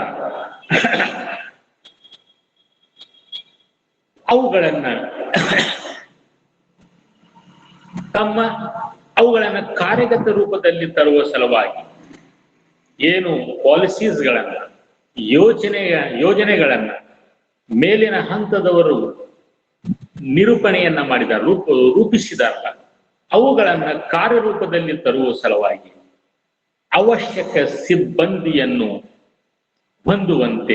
ಹೊಂದಿರುವುದನ್ನು ಖಚಿತಪಡಿಸಿಕೊಳ್ಳುವುದು ಈ ಒಂದು ಮಧ್ಯಮ ನಿರ್ವಹಣೆಯ ಜವಾಬ್ದಾರಿಯಾಗಿದೆ. ಆಮೇಲೆ ಆ ಸಿಬ್ಬಂದಿಗೆ ಆ ಯೋಜನೆಗಳನ್ನ ಕಾರ್ಯರೂಪದಲ್ಲಿ ತರುವ ಸಲುವಾಗಿ ಏನು ಸಿಬ್ಬಂದಿಗಳನ್ನ ನೇಮಕ ಮಾಡಿರ್ತಲ್ಲ, ಆ ಸಿಬ್ಬಂದಿಗಳಿಗೆ ಅವಶ್ಯಕವಾದಂತಹ ಜವಾಬ್ದಾರಿಗಳನ್ನ, ಕರ್ತವ್ಯಗಳನ್ನ ವಹಿಸುವುದು, ಕೆಲಸ ಹಂಚುವುದು. ಆಮೇಲೆ ಸಂಸ್ಥೆಯ ಅಪೇಕ್ಷಿತ ಉದ್ದೇಶಗಳನ್ನು ಸಾಧಿಸುವ ಸಲುವಾಗಿ ಅವರನ್ನು ಸಮಯಕ್ಕೆ ಪ್ರೇರೇಪಿಸುವುದು, ಮೋಟಿವೇಟ್ ಮಾಡುವುದು ಅವರಿಗೆ, ಮತ್ತು ಸಂಘಟನೆಯ ಸುಗಮ ಕಾರ್ಯಾಚರಣೆಯ ಸಲುವಾಗಿ ಇತರ ಇಲಾಖೆಗಳೊಂದಿಗೆ ಕೋಆಪರೇಟ್ ಮಾಡುವುದು. ಇವು ಮಧ್ಯಮ ಹಂತದ ನಿರ್ವಹಣೆಯ ಕೆಲವೊಂದು ಕೆಲಸ ಕಾರ್ಯ. ಇನ್ನು ಕೊನೆ ಹಂತ ಮೇಲ್ವಿಚಾರಣಾ ಅಥವಾ ಕಾರ್ಯಾಚರಣೆಯ ನಿರ್ವಹಣೆ ಹಂತ ಅಂತ ಹೇಳ್ತೀವಿ. Supervisory or operational management. ವ್ಯವಹಾರಿಕ ಸಂಸ್ಥೆಗಳಲ್ಲಿ ಫ್ಯಾಕ್ಟ್ರಿ ಒಳಗೆ ನೀವು ಫೋರ್ಮನ್ಸ್ ಅಂತ ಕಾಣ್ತೀರಿ. 10-20 ವರ್ಕರ್ಸ್ ಮೇಲೆ ಫ್ಯಾಕ್ಟ್ರಿ ಒಳಗೆ ಒಬ್ಬ ಫೋರ್ಮನ್ ಇರ್ತಾನೆ, ಅಥವಾ ಒಬ್ಬ ಸೂಪರ್ವೈಸರ್. ಸೊ ಇವರನ್ನ ಇದು ಒಳಗೊಂಡಿದೆ. ಇವ್ರಿಗೆ ನಾವೇನ್ ಕರಿತೀವಿ ಕೆಳ ಹಂತದ ನಿರ್ವಹಣಾ ಅಧಿಕಾರಿಗಳು, ವ್ಯವಸ್ಥಾಪಕರು. ಈಗ ನೀವು ನೋಡಿರ್ಬೋದು, ನಿಮ್ಮ ಹೊಲಗದ್ದೆಗಳಲ್ಲಿ ಒಂದು 20 ಆಳ ಮಕ್ಕಳ ಮೇಲೆ ಒಬ್ಬ ಸೂಪರ್ವೈಸರ್ ಇರ್ತಾನೆ. ಅವನ್ ಕೆಲಸ ಮಾಡಂಗಿಲ್ಲ, ಒಬ್ಬರು ನೋಡ್ತಾ ಇರ್ತಾನೆ, ಯಾರು ಏನ್ ಕೆಲಸ ಮಾಡಾಕ್ತಾರೆ, ಹೆಂಗ್ ಮಾಡಾಕ್ತಾರೆ, ಯಾರು ಟೈಮ್ ವೇಸ್ಟ್ ಮಾಡಾಕ್ತಾರೆ ಕಾಯ್ತಾ ಇರ್ತಾನ. ಅವನು ಸೂಪರ್ವೈಸರ್. ಸೊ ಅದೇ ತರ ವ್ಯವಹಾರಿಕ ಸಂಸ್ಥೆಯಲ್ಲಿಯೂ ಸಹ ಸೂಪರ್ವೈಸರ್ಸ್ಗಳು, ಫೋರ್ಮನ್ಗಳು ಇರ್ತಾರೆ. ಸೊ ಅವರನ್ನ ಈ ಹಂತ ಒಳಗೊಂಡಿದೆ. ಇನ್ನು ನಮ್ಮ ಇಲಾಖೆಯಲ್ಲಿ ಯಾರು ಫೋರ್ಮನ್ ಕೆಲಸ ಮಾಡ್ತಾರೆ? ಪ್ರಿನ್ಸಿಪಾಲ್ ಕೆಲಸ, ಫೋರ್ಮನ್ ಕೆಲಸ ಇರ್ತಾನೆ, ಸೂಪರ್ವೈಸರ್ ಕೆಲಸ ಇರ್ತಾನೆ. ನಿರ್ದೇಶಕರು ನೀತಿಗಳನ್ನ ಮಾಡಿದ್ರು, ಯೋಜನೆಗಳನ್ನ ಮಾಡಿದ್ರು, ಅದನ್ನ ಉಪನಿರ್ದೇಶಕರ ಮೂಲಕ ಅಂದ್ರೆ ಮಧ್ಯಮ ಹಂತದ ಮೂಲಕ ಪ್ರಾಚಾರ್ಯರಿಗೆ ತಿಳಿಸಿದ್ರು. ನೋಡಿ, ಈ ಯೋಜನೆಗಳು, ಈ ವರ್ಷದ ಯೋಜನೆಗಳು, ಈ ಕೆಲಸಗಳನ್ನ ಈ ವರ್ಷ ನಡೀಬೇಕು. ಆ ಕೆಲಸ ಆಗುವ ಹಾಗೆ ನೋಡ್ಕೊಳ್ಳುವಂತಹ ಜವಾಬ್ದಾರಿ ಯಾರು? ಪ್ರಾಚಾರ್ಯರು. ಅಂದ್ರೆ ನಮ್ಮ PU ಇಲಾಖೆಯಲ್ಲಿ ಪ್ರಾಚಾರ್ಯರು ಸೂಪರ್ವೈಸರ್ ಇದ್ದ ಹಾಗೆ. ಆಗಿದೆ. ಅವರು ಕೆಳ ಹಂತದಲ್ಲಿ ಬರುವಂತಹ ನಿರ್ವಹಣಾ ಅಧಿಕಾರಿಗಳು. ಸೊ ಇವರು ಸಾಮಾನ್ಯವಾಗಿ ವರ್ಕರ್ಸ್ ಹತ್ತಿರ ಇದ್ದಿರ್ತಾರೆ. They are very close to the workers. Your principal is very close to us. ಲಾಸ್ಟಿಗೆ PO ಇಲಾಖೆಯಲ್ಲಿ ಎಲ್ಲಾ ಕೆಲಸ ಮಾಡೋರು ಯಾರು? Workers. We are the workers, lecturers. ನಿಮ್ಗೆ ಪಾಠ ಮಾಡೋರು, ಸಮಯಕ್ಕೆ ಸರಿಯಾಗಿ ಸಿಲೆಬಸ್ ಮುಗಿಸೋರು, ನಿಮ್ ಪರೀಕ್ಷೆ ನಡೆಸಿ ನಿಮ್ ಪೇಪರ್ ಚೆಕ್ ಮಾಡೋರು ನಾವು. V are the workers in the PU department. ನಾವು ಮ್ಯಾನೇಜ್ಮೆಂಟ್ ಒಳಗೆ ಬರೋದಿಲ್ಲ. ನಾವು ವರ್ಕರ್ಸ್ ಆಗಿರೋದ್ರಿಂದ ನಾವು ಮ್ಯಾನೇಜ್ಮೆಂಟ್ ಒಳಗೆ ಬರೋದಿಲ್ಲ. ಮ್ಯಾನೇಜ್ಮೆಂಟ್ ಒಳಗೆ ಬರೋದು ಯಾರು? ಪ್ರಿನ್ಸಿಪಾಲ್, ಉಪನಿರ್ದೇಶಕರು, ಜಂಟಿ ನಿರ್ದೇಶಕರು ಮತ್ತು ನಿರ್ದೇಶಕರು. ನಾವು ವರ್ಕರ್ಸ್ ಹಾಗೆ. ಈಗ ನಮ್ಮಿಂದ ಅವ್ರ ಕೆಲಸವನ್ನು ತೆಗೆದುಕೊಳ್ಬೇಕು. ಯಾರು? ಪ್ರಾಚಾರ್ಯ. ಸೊ ಅದಕ್ಕಾಗಿ ಪ್ರಾಚಾರ್ಯರು ಇಲ್ಲಿ ಸೂಪರ್ವೈಸರ್ ಇದ್ದಾಗೆ ಅವರು ಕೆಳ ಹಂತದ ನಿರ್ವಹಣೆಯಲ್ಲಿ ಬರ್ತಾರೆ. ಸೊ ಈ ಒಂದು ಕೆಳ ಹಂತದ ನಿರ್ವಹಣೆಯಲ್ಲಿ ಬರುವಂತಹ ಸೂಪರ್ವೈಸರ್ಸ್ ಮತ್ತು ಫೋರ್ಮನ್ ಇವರು ವರ್ಕರ್ಸ್ಗೆ ನಿಕಟವಾಗಿರ್ತಾರೆ, ಹತ್ತಿರದಲ್ಲಿ ಇರೋದ್ರಿಂದ ಇವರ ಪಾತ್ರ ಬಹಳ ಮಹತ್ವವಾಗಿದೆ. PU ಇಲಾಖೆ ಯಶಸ್ವಿ ಆಗ್ಲಿಕ್ಕೆ ಪ್ರಾಚಾರ್ಯರೇ ಮುಖ್ಯ. ಪ್ರಾಚಾರ್ಯರ ದಕ್ಷತೆ,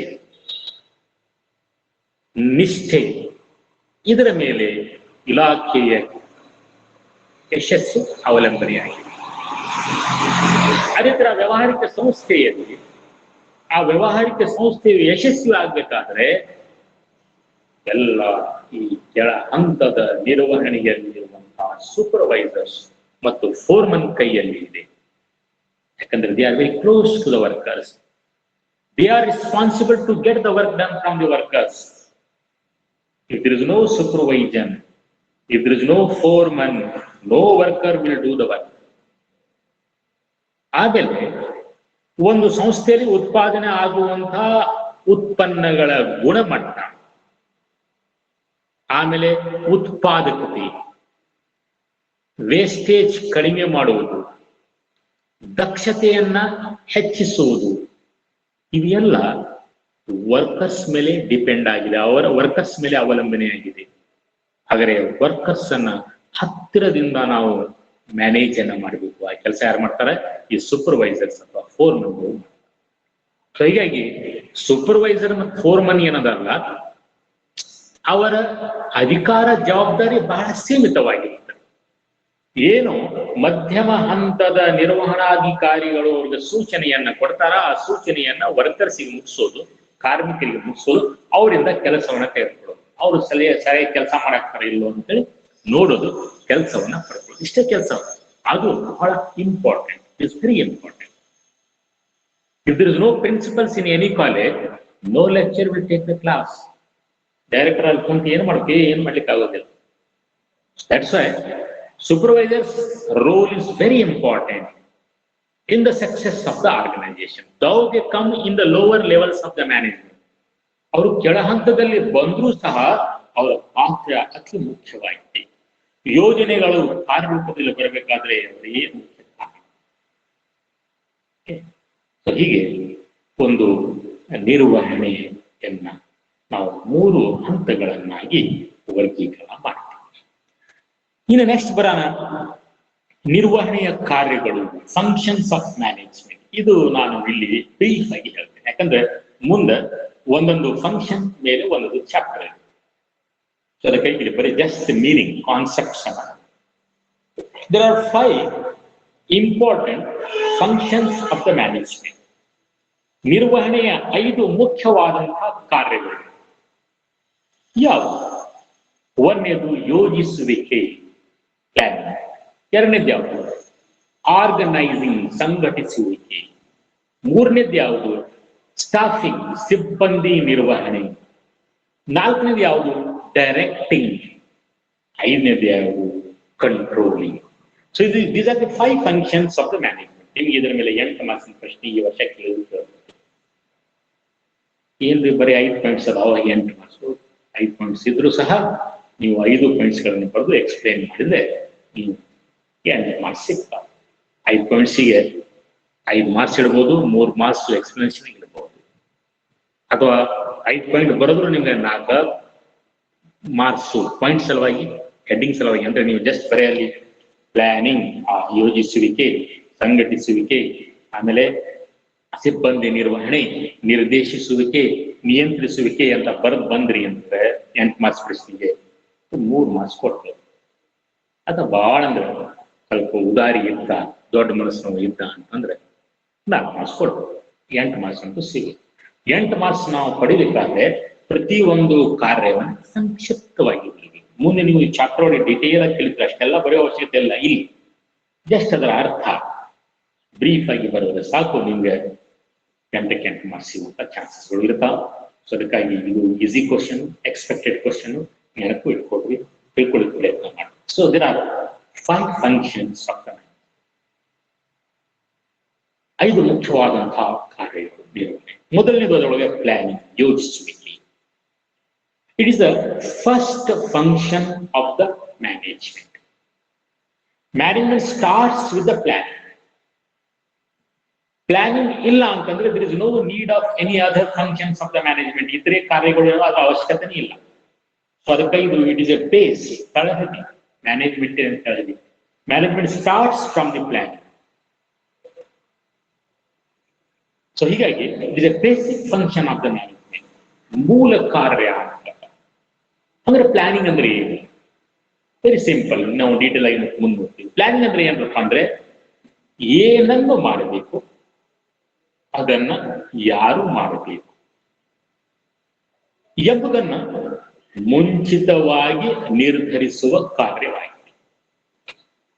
ಫಾರ್ ಎಕ್ಸಾಂಪಲ್, 1:30 ಕ್ಲಾಸ್ ಮುಗಿತು, 1:30 ಎಕನಾಮಿಕ್ಸ್ ತಗೊಂತಾರೆ, 2:30 ಎಕನಾಮಿಕ್ಸ್ ಮುಗಿತು, ಊಟ ಮಾಡಿದ್ವಿ, 3 ಗಂಟೆಗೆ ಫ್ರೀ ಆಗಿದೆ. ಏನ್ ಮಾಡ್ಬೇಕು? ಅಂದ್ರೆ 3 ರಿಂದ ಸಾಯಂಕಾಲ 7 ಮಟ್ಟ ಫ್ರೀ ಆದ್ರಿಂದ ದೋಸ್ತ ಏನ್ ಮಾಡ್ಬೇಕು? ಅವು ನೀವು ಪ್ಲಾನಿಂಗ್ ಮಾಡ್ತೇವೆ. ಇಲ್ಲೋ ಅವಿಲ್ ಹೋಗೋಣ, ಯಾರ್ಯಾರು ಹೋಗೋಣ? ನಾನು, ನೀನು, ಅವನು, ನೀನು ಸೇರ್ಕೊಂಡು ಅವಿಲ್ ಹೋಗೋಣ. ಅವಿಲ್ ಹೋಗಿ ಏನ್ ಮಾಡೋಣ?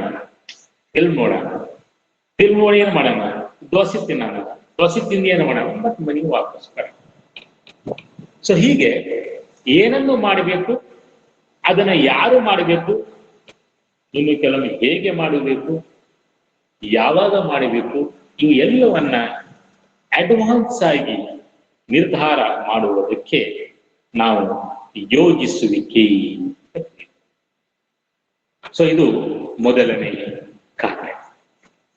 ಇನ್ನು ಎರಡನೇ ಕಾರ್ಯ ಸಂಘಟಿಸುವಿಕೆ, ಆರ್ಗನೈಸಿಂಗ್.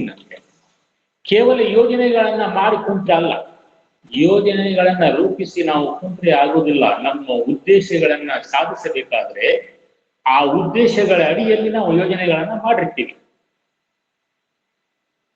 ಆ ಯೋಜನೆಗಳು ಕಾರ್ಯರೂಪದಲ್ಲಿ ತರಬೇಕಾಗುತ್ತದೆ. ಆ ನಿರ್ದಿಷ್ಟ ಯೋಜನೆಗಳನ್ನ ಕೈಗೆತ್ತಿಕೊಳ್ಳಬೇಕಾಗುತ್ತದೆ. ಸೊ ಹೀಗೆ ಅದಕ್ಕಾಗಿ ಎರಡನೇ ಮುಖ್ಯವಾದಂತಹ ಕಾರ್ಯ ಯಾವುದ್ರಪ್ಪ ಅಂದ್ರೆ ಸಂಘಟಿಸುವಿಕೆ. ಸಂಘಟಿಸುವಿಕೆಯು ಒಂದು ನಿರ್ದಿಷ್ಟ ಯೋಜನೆಯನ್ನು, ಮಧ್ಯಾಹ್ನ 3 ಗಂಟೆಗೆ ಹಾವೇರಿಗೆ ಹೋಗಿ ಫಿಲ್ಮ್ ನೋಡ್ಕೊಂಡು ದೋಸೆ ತಿಂದು ಬರೋದು, ಇದೊಂದು ಯೋಜನೆ. ಇವತ್ತಿನ ಯೋಜನೆ, specific plan up today. So ಅದೇ ತರ ವ್ಯವಹಾರಿಕ ಸಂಸ್ಥೆಗಳು ತಮ್ಮದೇ ಆದಂತಹ ನಿರ್ದಿಷ್ಟ ಯೋಜನೆಗಳನ್ನ ಮಾಡುತ್ತಾರೆ. ಸೊ ಆ ಯೋಜನೆಗಳನ್ನ ಕೈಗೆತ್ತಿಕೊಳ್ಳಲು ಅಗತ್ಯವಿರುವಂತಹ ಕರ್ತವ್ಯಗಳು, ಕೆಲಸಗಳ ನಿಯೋಜಿಸುವಿಕೆ. ಆ ಯೋಜನೆಯನ್ನ ಕಾರ್ಯರೂಪದಲ್ಲಿ ತರಬೇಕಾದರೆ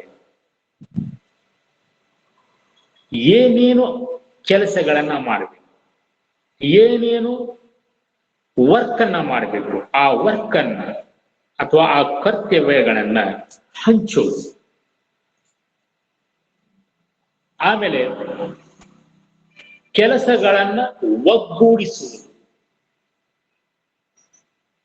ನಂತರ ಅಧಿಕಾರವನ್ನು ಸ್ಥಾಪಿಸುವುದು ಮತ್ತು ಸಂಪನ್ಮೂಲಗಳನ್ನು ಹಂಚುವುದು. ಇದಕ್ಕೆ ನಾವು ಸಂಘಟಿಸುವಿಕೆ. ಯಾವುದೇ ಒಂದು ಯೋಜನೆಯನ್ನ ಕೈಗೆತ್ತಿಕೊಳ್ಳಬೇಕಾದ್ರೆ ಆ ಯೋಜನೆಯನ್ನ ಕಾರ್ಯರೂಪದಲ್ಲಿ ತರುವ ಸಲುವಾಗಿ ಏನೇನು ಕೆಲಸ ಕಾರ್ಯಗಳನ್ನ ಮಾಡಬೇಕಾಗುತ್ತದೆ ಅದನ್ನ ಫಸ್ಟ್ ನಾವು ತಿಳ್ಕೋಬೇಕು. ಆ ಕೆಲಸಗಳನ್ನ ಏನ್ ಮಾಡ್ಬೇಕು, ಬೇರೆ ಬೇರೆ ವ್ಯಕ್ತಿಗಳಿಗೆ ನಾವು ಅದನ್ನ ಹಂಚಬೇಕಾಗ್ತದೆ. ಆಮೇಲೆ ಒಂದಕ್ಕೊಂದು ಸಂಬಂಧಪಟ್ಟಂತಹ ಕೆಲಸಗಳನ್ನ ಸೇರಿಸಿ ಗುಂಪುಗಳನ್ನ ಮಾಡಿ ಹುದ್ದೆಗಳನ್ನ ನಿರ್ಮಾಣ ಮಾಡ್ತೀವಿ. ಅವರಿಗೆ ಆ ಕೆಲಸವನ್ನ ನಿರ್ವಹಿಸುವ ಸಲುವಾಗಿ ಬೇಕಾಗುವಂತಹ ಅಧಿಕಾರವನ್ನ ನೀಡ್ತೀವಿ, ಸಂಪನ್ಮೂಲಗಳನ್ನು ಒದಗಿಸ್ತೀವಿ. ಸೊ ಅದಕ್ಕೆ ನಾವು ಸಂಘಟಿಸುವಿಕೆ ಅಂತ. ಉದಾಹರಣೆಗೆ, ವಿದ್ಯಾರ್ಥಿಗಳಿಗೆ ಶಿಕ್ಷಣವನ್ನು ನೀಡಬೇಕಾದ್ರೆ ವಿಷಯಗಳನ್ನು ಕಲಿಸ್ಬೇಕು. ವಿಷಯಗಳನ್ನು ಕಲಿಸುವ ಸಲುವಾಗಿ ಶಿಕ್ಷಕರನ್ನ ಉಪನ್ಯಾಸಕರನ್ನ ನೇಮಕ ಮಾಡಿದ್ವಿ. ಅದನ್ನ ಆಡಳಿತ ಮಾಡೋ ಸಲುವಾಗಿ ಪ್ರಾಚಾರ್ಯರನ್ನ, ಹೆಡ್ ಮಾಸ್ಟರ್ನ ಅಪಾಯಿಂಟ್ ಮಾಡಿದ್ವಿ. ಅವರೆಲ್ಲಾ ಚಟುವಟಿಕೆಗಳನ್ನ ಸಮನ್ವಯಗೊಳಿಸುವ ಸಲುವಾಗಿ BOಗಳನ್ನ, DDPUಗಳನ್ನ, DDPIಗಳನ್ನ ಅಪಾಯಿಂಟ್ ಮಾಡಿದ್ವಿ. ಆಮೇಲೆ ಅದೇ ತರ ಡೈರೆಕ್ಟರ್ಸ್ಗಳನ್ನ, ಕಮಿಷನರ್ಸ್ಗಳನ್ನ ಅಪಾಯಿಂಟ್ ಮಾಡಿದ್ವಿ. ಅವರಿಗೆ ಬೇಕಾದಂತಹ ಸಂಪನ್ಮೂಲಗಳನ್ನ ಅವರಿಗೆ ಒದಗಿಸಿದ್ವಿ. ಸೊ ಅದಕ್ಕೆ ನಾವು ಸಂಘಟಿಸುವಿಕೆ. ಇದನ್ನ ಮತ್ತೆ ನೀವು ಮುಂದಿನ ಚಾಪ್ಟರ್ಗಳಲ್ಲಿ ಡೀಟೇಲ್ ಆಗಿ ಕಲಿತೇವೆ. ಇನ್ನು ಸಿಬ್ಬಂದಿ ನಿರ್ವಹಣೆ, ಮೂರನೇ ಮುಖ್ಯವಾದಂತಹ ಕಾರ್ಯ ಸಿಬ್ಬಂದಿ ನಿರ್ವಹಣೆ. ಹ್ಯೂಮನ್ ರಿಸೋರ್ಸ್, ಮಾನವ ಸಂಪನ್ಮೂಲ ಬೇಕೇ ಬೇಕು. ತಾಂತ್ರಿಕವಾಗಿ ನಾವು ಎಷ್ಟು ಮುಂದುವರೆದರೂ ಸಹ without human being V cannot do anything. Computer ತಂದು ಮನೆಗಿಟ್ಟ ತನಿಂದ ನಾವೆಲ್ಲ ವರ್ಕ್ ಮಾಡೋದು, ಅಟ್ಲೀಸ್ಟ್ ಅದ್ರ ಬಟನ್ ಹಾಕ್ಲಿಕ್ಕೆ, ಅದನ್ನ ಚಾಲೂ ಮಾಡ್ಲಿಕ್ಕೆ, ಆಪರೇಟ್ ಮಾಡ್ಲಿಕ್ಕೆ ಒಬ್ಬ ಆಪರೇಟರ್ ಬೇಕೇ ಬೇಕು. ನಾವು ಎಷ್ಟೇ ಟೆಕ್ನಿಕಲಿ ಅಡ್ವಾನ್ಸ್ ಆದ್ರೂ ಸಹ ಮಾನವ ಸಂಪನ್ಮೂಲಗಳು ಬೇಕೇ ಬೇಕು. ಆ ಟೆಕ್ನಾಲಜಿಯನ್ನ ಯಶಸ್ವಿಯಾಗಿ ನಾವು ಉಪಯೋಗ ಮಾಡ್ಕೋಬೇಕಾದ್ರೆ, ಯಶಸ್ಸನ್ನು ಸಾಧಿಸಬೇಕಾದ್ರೆ, ಸಂಸ್ಥೆಯನ್ನ ಮುಂದುವರಿಸಿಕೊಂಡು ಹೋಗಬೇಕಾದ್ರೆ ವ್ಯಕ್ತಿಗಳು ಬೇಕೇ ಬೇಕು. ಸರಿಯಾದ ಕೆಲಸಕ್ಕೆ ಸರಿಯಾದ ಜನರು ಬೇಕೇ ಬೇಕು. ಅಕೌಂಟೆನ್ಸಿ ಕಲಿಸುವ ಸಲುವಾಗಿ ಸರಿಯಾದ ವ್ಯಕ್ತಿ ಯಾರು? M.Com ಪಾಸ್ ಆದವರು. ನೀವು ಕನ್ನಡ ಪಾಸ್ ಆದವರು, ಕನ್ನಡ MA ಕನ್ನಡ ಮಾಡಿದವರು ತಂದು ಅಕೌಂಟೆನ್ಸಿ ಕಲಿಸ್ಲಿಕ್ಕೆ ಹಚ್ಚಿದ್ರೆ ಅಂತಾರೆ, ಅಕೌಂಟೆನ್ಸಿ ಕಲಿಸ್ಲಿಕ್ಕೆ ಬರೋದಿಲ್ಲ.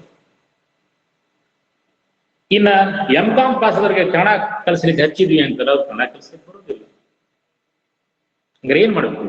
ಸರಿಯಾದ ಕೆಲಸಗಳಿಗೆ ಸರಿಯಾದ ವ್ಯಕ್ತಿಗಳನ್ನ ನೇಮಕ ಮಾಡಿದ್ರೆ ಮಾತ್ರ ನಾವು ಕೆಲಸವನ್ನ, ಕಾರ್ಯಾಚರಣೆಗಳನ್ನು ಸುಗಮವಾಗಿ ನಡೆಸಬಹುದು. ಸೊ ಅದಕ್ಕಾಗಿ ಮೂರನೇ ಮುಖ್ಯವಾದಂತಹ ಕಾರ್ಯ ನಿರ್ವಹಣೆದು ಸಿಬ್ಬಂದಿ ನಿರ್ವಹಣೆ. ಸರಿಯಾದ ಕೆಲಸಕ್ಕೆ ಸರಿಯಾದ ಜನರನ್ನ, ಸರಿಯಾದ ವ್ಯಕ್ತಿಗಳನ್ನ ಹುಡುಕಾಡುವುದು, ಸಂಸ್ಥೆಯ ಗುರಿಗಳನ್ನು ಸಾಧಿಸಲು ಸರಿಯಾದ ಅರ್ಹತೆಯುಳ್ಳ ಸರಿಯಾದ ಜನರನ್ನು ಸರಿಯಾದ ಸ್ಥಳದಲ್ಲಿ ಮತ್ತು ಸರಿಯಾದ ಸಮಯದಲ್ಲಿ ಲಭ್ಯವಿದ್ದಾರೆ ಎನ್ನುವುದನ್ನು ಖಚಿತಪಡಿಸಿಕೊಳ್ಳುವುದು ಮತ್ತು ಅವರು ನಮ್ಮ ಸಂಸ್ಥೆಯಲ್ಲಿ ಖಾಲಿರುವಂತಹ ಹುದ್ದೆಗಳಿಗೆ ಅರ್ಜಿ ಹಾಕುವಂತೆ ಅವರನ್ನು ಪ್ರೇರೇಪಿಸುವುದು, ನಂತರ ಅವರನ್ನು ಅಪಾಯಿಂಟ್ ಮಾಡೋದು. ಉತ್ತಮವಾದಂತಹ ವ್ಯಕ್ತಿಗಳು ಯಾರ್ಯಾರು ಅರ್ಜಿ ಹಾಕ್ತಾರೆ ಎಲ್ಲರನ್ನ ನಾವು ಅಪಾಯಿಂಟ್ ಮಾಡ್ಕೊಳ್ಳೋದ್ರ, ಅದರೊಳಗೆ ಯಾರು ಉತ್ತಮ ಅದಾರ ಅವರನ್ನು ಮಾತ್ರ ನಾವು ಅಪಾಯಿಂಟ್ ಮಾಡ್ಕೊಳ್ತೀವಿ. ಸೊ ಅಪಾಯಿಂಟ್ ಮಾಡ್ಕೊಳ್ಳೋದು, ನಂತರ ಅವ್ರಿಗೆ ತರಬೇತಿಯನ್ನ ನೀಡೋದು, ಅವರು ಸಂಭಾವನೆ ಫಿಕ್ಸ್ ಮಾಡೋದು, ಇವೆಲ್ಲ ಕಾರ್ಯಗಳು ಸಿಬ್ಬಂದಿ ನಿರ್ವಹಣೆಯಲ್ಲಿ ಬರುತ್ತವೆ. ಸೊ ಇದಕ್ಕೆ ಮಾನವ ಸಂಪನ್ಮೂಲ ಕಾರ್ಯ ಅಂತಾನು ಕರೀತಾರೆ. ಇದನ್ನು ಸಹ ನಾವು ಡೀಟೇಲ್ ಆಗಿ ಮುಂದಿನ ಚಾಪ್ಟರ್ ಕಲಿತೇವೆ. ನೆಕ್ಸ್ಟ್ ಬಂತು ನಿರ್ದೇಶಿಸುವಿಕೆ, ಡೈರೆಕ್ಷನ್. ಫಿಲ್ಮ್ ನೋಡ್ಲಿಕ್ಕೆ ಹೋಗ್ತೀರಿ, ನೋಡ್ ಬಂದಿರ್ತೀವಿ, ಏನು ದೋಸ್ತ ಭಾರಿ ಹೋಗ್ತೀರಿ, ಏನ್ ಸ್ಟೋರಿ ಕುಂದ್ರಸ್ಯಾನಪ್ಪ, ಏನ್ ಡೈರೆಕ್ಷನ್ ಮಾಡ್ಯಾನಪ್ಪ, ಒಬ್ಬ ಡೈರೆಕ್ಟರ್ ಭಾರಿ ಮಾಡ್ಯಾನಪ್ಪ, ಭಾರಿ ಡೈರೆಕ್ಷನ್ ಇಪ್ಪ. It means the success of a film depends on the director. ಆ ಫಿಲ್ಮಿನ ಡೈರೆಕ್ಟರ್ ಅದನ್ನು ಸರಿಯಾಗಿ ಡೈರೆಕ್ಷನ್ ಮಾಡಿದರೆ ಮಾತ್ರ ಫಿಲ್ಮ್ ಯಶಸ್ವಿ ಆಗ್ತೈತಿ, ಇಲ್ಲ ಅಂದ್ರೆ ಇಲ್ಲ. ಅದೇ ತರ ವ್ಯಾವಹಾರಿಕ ಸಂಸ್ಥೆಗಳಲ್ಲಿಯೂ ಸಹ ನಿರ್ವಹಣಾ ಅಧಿಕಾರಿಗಳು ಬೇರೆ ಕಡೆಯಿಂದ ಕೆಲಸವನ್ನು ತೆಗೆದುಕೊಳ್ಳಬೇಕು. ಸಂಸ್ಥೆಯ ಸಾಮಾನ್ಯ ಉದ್ದೇಶಗಳನ್ನ ದಕ್ಷತೆಯಿಂದ ಪರಿಣಾಮಕಾರಿಯಾಗಿ ನಿರ್ವಹಿಸಬೇಕಾದ್ರೆ ಬೇರೆಯವರಿಂದ ಕೆಲಸವನ್ನು ತೆಗೆದುಕೊಳ್ಬೇಕು. ನಾವು ಅಪೇಕ್ಷೆ ಪಟ್ಟ ರೀತಿಯಲ್ಲಿ ಅವರು ಕೆಲಸ ಮಾಡುವ ಹಾಗೆ ನಾವು ನೋಡ್ಕೋಬೇಕು. ಸೊ ಅದಕ್ಕಾಗಿ ನಾವು ಏನ್ ಮಾಡ್ಬೇಕಾಗ್ತೈತಿ, ಸಿಬ್ಬಂದಿಯ ಕಾರ್ಯಗಳ ಮುಂದಾಳತ್ವವನ್ನು ನಾವು ವಹಿಸ್ಬೇಕಾಗ್ತದೆ. ನಿರ್ವಹಣಾಧಿಕಾರಿ ಏನ್ ಮಾಡ್ತಾನ, ತಮ್ಮ ಸಿಬ್ಬಂದಿಗೆ ಏನು ವಿವಿಧ ಕಾರ್ಯಗಳನ್ನ ಕೊಟ್ಟಿರ್ತಾನಲ್ಲ, ಆ ಕಾರ್ಯವನ್ನು ನಿರ್ವಹಿಸಲು ಅವರ ಮುಂದಾಳತ್ವವನ್ನು ವಹಿಸ್ತಾನೆ. ಅದು ಅವರ ಮೇಲೆ ಪ್ರಭಾವವನ್ನು ಬೀರುವುದು. ನಿರ್ದೇಶಿಸುವಿಕೆ ಅಂತಂದ್ರೆ ಅವರ ಕಾರ್ಯವನ್ನು ನಿರ್ವಹಿಸಲು ಮುಂದಾಳತ್ವವನ್ನು ವಹಿಸುವುದು, ಪ್ರಭಾವ ಬೀರುವುದು, ಅವರನ್ನ ಪ್ರೇರೇಪಿಸುವುದು. ಕೆಲಸ ಮಾಡುವಾಗ ನಾವು ನಿರೀಕ್ಷೆ ಏನು ಮಾಡಿರ್ಯವಲ್ಲ, ಆ ನಿರೀಕ್ಷಿತ ರೀತಿಯಲ್ಲಿ ಅವರು ಕೆಲಸ ಮಾಡುವಾಗ, ಹೆಚ್ಚೆಚ್ಚು ಕೆಲಸ ಮಾಡುವಾಗ ಅವ್ರನ್ನ ಪ್ರೇರೇಪಿಸು. ಸೊ ಇದಕ್ಕೆ ನಾವು ನಿರ್ದೇಶಿಸುವಿಕೆ, ಡೈರೆಕ್ಷನ್. ಸೊ ಹೀಗಾಗಿ ನಿರ್ದೇಶಿಸುವಿಕೆಯಲ್ಲಿ ಮತ್ತು 4 ಅಂಶಗಳು ಬರ್ತಾ. ಪ್ರೇರೇಪಣೆ ಮಾಡುವುದು, ಸಿಬ್ಬಂದಿಯನ್ನ ಪ್ರೇರೇಪಿಸುವುದು, ಕೆಲಸ ಮಾಡುವುದು, ಅವರ ನಾಯಕತ್ವವನ್ನು ವಹಿಸಿಕೊಳ್ಳುವುದು, ಆಮೇಲೆ ಅವರ ಜೊತೆಗೆ ಪರಿಣಾಮಕಾರಿಯಾಗಿ ಸಂವಹನವನ್ನ ಮಾಡುವುದು, ಅವರ ಕೆಲಸಗಳನ್ನ ಮೇಲ್ವಿಚಾರಣೆ ಮಾಡುವುದು. ಈ 4 ಸೇರಿಸ್ಕೊಂಡು ನಾವು ಏನ್ ಕರಿತೀವಿ ನಿರ್ದೇಶಿಸುವಿಕೆ ಅಂತ ಕರಿತೀವಿ.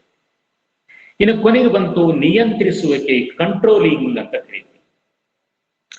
ಸೊ ನಿಯಂತ್ರಿಸುವಿಕೆ ಅಂತಂದ್ರೆ ಸಂಸ್ಥೆಯ ಗುರಿ ಸಾಧಿಸುವ ನಿಟ್ಟಿನಲ್ಲಿ ಅದರ ಕಾರ್ಯನಿರ್ವಹಣೆಯನ್ನು ಮೇಲ್ವಿಚಾರಣೆ ಮಾಡುವುದು, ಅದರ ಕಾರ್ಯನಿರ್ವಹಣೆಯನ್ನು, ಸಂಸ್ಥೆಯ ಕಾರ್ಯನಿರ್ವಹಣೆಯ ಮೇಲೆ ನಿಗಾ ಇಡುವುದು. ಹಿಂದಿನ ಕಾಲದೊಳಗೆ ನಿಯಂತ್ರಿಸುವುದು ಅಂತಂದ್ರೆ ಯಾರು ಕೆಲಸ ಮಾಡಂಗಿಲ್ಲ ಅವ್ರಿಗೆ ಶಿಕ್ಷೆ ನೀಡುವುದಾಗಿತ್ತು. ಈಗ ಹಾಗಲ್ಲ. ಈಗ ನಿಯಂತ್ರಿಸುವಿಕೆ ಪರಿಕಲ್ಪನೆ ಚೇಂಜ್ ಆಗಿದೆ. ಈಗ ನಿಯಂತ್ರಿಸುವಿಕೆ ಅಂದ್ರೆ ಏನಪ್ಪ ಅಂತಂದ್ರೆ ಪ್ರತಿಯೊಂದು ಕೆಲಸಕ್ಕೆ ಒಂದು ಶಿಸ್ತನ್ನ ನಿರ್ಧರಿಸುವುದು, ಸ್ಟ್ಯಾಂಡರ್ಡ್ ಅನ್ನ ಫಿಕ್ಸ್ ಮಾಡುವುದು. ಒಬ್ಬ ಕಾರ್ಮಿಕ ಬೆಳಗ್ಗೆ 10ರಿಂದ ಸಾಯಂಕಾಲ 10ರವರೆಗೆ 5ರವರೆಗೆ ಉದಾಹರಣೆಗೆ 2 ಚೇರ್ ಅನ್ನ ತಯಾರಿಸಬೇಕು. ಫರ್ನಿಚರ್ ಫ್ಯಾಕ್ಟರಿ ಅಂತ ತಿಳ್ಕೊಳ್ರಿ. ಒಬ್ಬ ಕಾರ್ಮಿಕ ಅಲ್ಲಿ ಫ್ಯಾಕ್ಟರಿ ಒಳಗೆ ವರ್ಕ್ ಮಾಡುವಂತ ಒಬ್ಬ ಕಾರ್ಮಿಕ ಬೆಳಗ್ಗೆ 10ರಿಂದ ಸಾಯಂಕಾಲ 5ರವರೆಗೆ 2 ಚೇರ್ ಅನ್ನ ತಯಾರು ಮಾಡಬೇಕು. ಸ್ಟ್ಯಾಂಡರ್ಡ್ ಫಿಕ್ಸ್ ಮಾಡಬೇಕು. ಸ್ಟ್ಯಾಂಡರ್ಡ್ ಫಿಕ್ಸ್ ಮಾಡಿದ ನಂತರ ಅವನ ಕೆಲಸವನ್ನ ಅಬ್ಸರ್ವ್ ಮಾಡಬೇಕು. ನಾವು ಏನು ಸ್ಟ್ಯಾಂಡರ್ಡ್ ಫಿಕ್ಸ್ ಮಾಡಿವಲ್ಲ ಅದ್ರ ಪ್ರಕಾರ ಮಾಡ್ತಾ ಇದ್ದಾನೋ ಇಲ್ವೋ, ನಾವು ಅವನಿಗೇನು ಸೂಚನೆಗಳನ್ನ ಕೊಟ್ಟಿಲ್ಲ ಆ ಸೂಚನೆಗಳ ಪ್ರಕಾರ ಅವನು ಮಾಡ್ತಾ ಇದ್ದಾನೋ ಇಲ್ವೋ, ಆ ಡೈರೆಕ್ಷನ್ ಪ್ರಕಾರ ಅವನ ಕೆಲಸಗಳನ್ನ ಮಾಡ್ತಾ ಇದ್ದಾನೋ ಇಲ್ವೋ ಅದನ್ನ ನೋಡುವುದು. ಸರಿಯಾಗಿ ಮಾಡ್ತಾ ಇದ್ರೆ ಏನು ಸಮಸ್ಯೆ ಇಲ್ಲ. ಅಲ್ಪ ಸ್ವಲ್ಪ ಏನಾದ್ರು ವ್ಯತ್ಯಾಸಗಳು ಇದ್ರೆ ಅದನ್ನ ನಿರ್ಲಕ್ಷ್ಯ ಮಾಡಿ. ಸಪೋಸ್ ಬಹಳ ವ್ಯತ್ಯಾಸ ಇದ್ರು, ಬೆಳಗಿಂದ ಸಾಯಂಕಾಲ ಮಟ್ಟ ಕೆಲಸ ಮಾಡಿ ಬರೀ ಅರ್ಧ ಚೇರ್ ತಯಾರು ಮಾಡೋಣ, ಒಂದೂ ಅಲ್ಲ. ನಾವು ಫಿಕ್ಸ್ ಮಾಡಿದ 2 ಚೇರು, ಅವ ಬರೀ ಅರ್ಧ ಚೇರ್ ತಯಾರು ಮಾಡೋಣ, 4 ಕಾಲ್ ತಯಾರು ಮಾಡಿ ಇಟ್ಟು ಹೋಗ್ಯಾನ. ಸೊ ವ್ಯತ್ಯಾಸ ಬಹಳ ಆಗ. ಆ ವ್ಯತ್ಯಾಸಕ್ಕೆ ಕಾರಣಗಳನ್ನ ಕಂಡುಹಿಡಿದು ಯಾಕೆ ಇಷ್ಟ ಆಯ್ತು, ಸಮಂಜಸವಾದ ಕಾರಣಗಳು ಇದ್ರೆ ಓಕೆ, ಇವತ್ತಾಗಿಲ್ಲ ನಾಳೆ ಮಾಡಕ್ ಅಂತ. ಇಲ್ಲ, ಅದಕ್ಕೆ ಬೇರೆ ಕಾರಣಗಳು ಅದಾವ. ಯಾವ ಕಾರಣಗಳು? ಆ ಕಾರಣಗಳನ್ನ ನಿವಾರಣೆ ಮಾಡಿ ಪರಿಹಾರವನ್ನು ಕೊಡೋದು. ಅವ್ನು ಕಳ್ತಿರೋದು ಯಾಕಪ್ಪ ಬರೀ ಬೆಳಗಿನ ಸಾಯಂಕಾಲ ಮಟ್ಟ ಬರೀ 4 ಕಾಲ್ ಮಾಡಿದ್ವಿ, ಏನು ಸರ್ ಕರೆಂಟ್ ಹೋಗ್ಬಿಟ್ಟು, ಕರೆಂಟ್ ಬಂದೇ ಎಲ್ಲ ಮಿಷಿನ್ ಚಾರ್ಜ್. ಹಂಗಾರೆ ಏನ್ ಮಾಡ್ಬೇಕು, ಕರೆಂಟ್ ಹೋಗ್ಲಿಲ್ಲ ನೋಡ್ಕೋಬೇಕು, ಜನರೇಟರ್ನ ಫಿಕ್ಸ್ ಮಾಡಬೇಕು. ಆವಾಗ ನೆಪ ಹೇಳಿ ಬರುದಿಲ್ಲ. ಸೊ ಈ ರೀತಿಯಾಗಿ ವ್ಯತ್ಯಾಸಗಳನ್ನು ಕಂಡು ಆಕ್ಚುಯಲ್ ಸ್ಟ್ಯಾಂಡರ್ಡ್ ಏನಿದೆ, ಶಿಸ್ತು ಏನಿದೆ, ಅವ ಎಷ್ಟು ವರ್ಕ್ ಮಾಡೋಣ, ವ್ಯತ್ಯಾಸ ಎಷ್ಟಿದೆ, ವ್ಯತ್ಯಾಸ ಕಾರಣ ಏನು, ಆ ವ್ಯತ್ಯಾಸವನ್ನು ಸರಿಪಡಿಸೋದು. ಸೊ ಅದೇ ನಿಯಂತ್ರಿಸುವಿಕೆ. ಸೊ ಇವು 5 ಮುಖ್ಯವಾದಂತಹ ಕಾರ್ಯಗಳು. ಇನ್ನ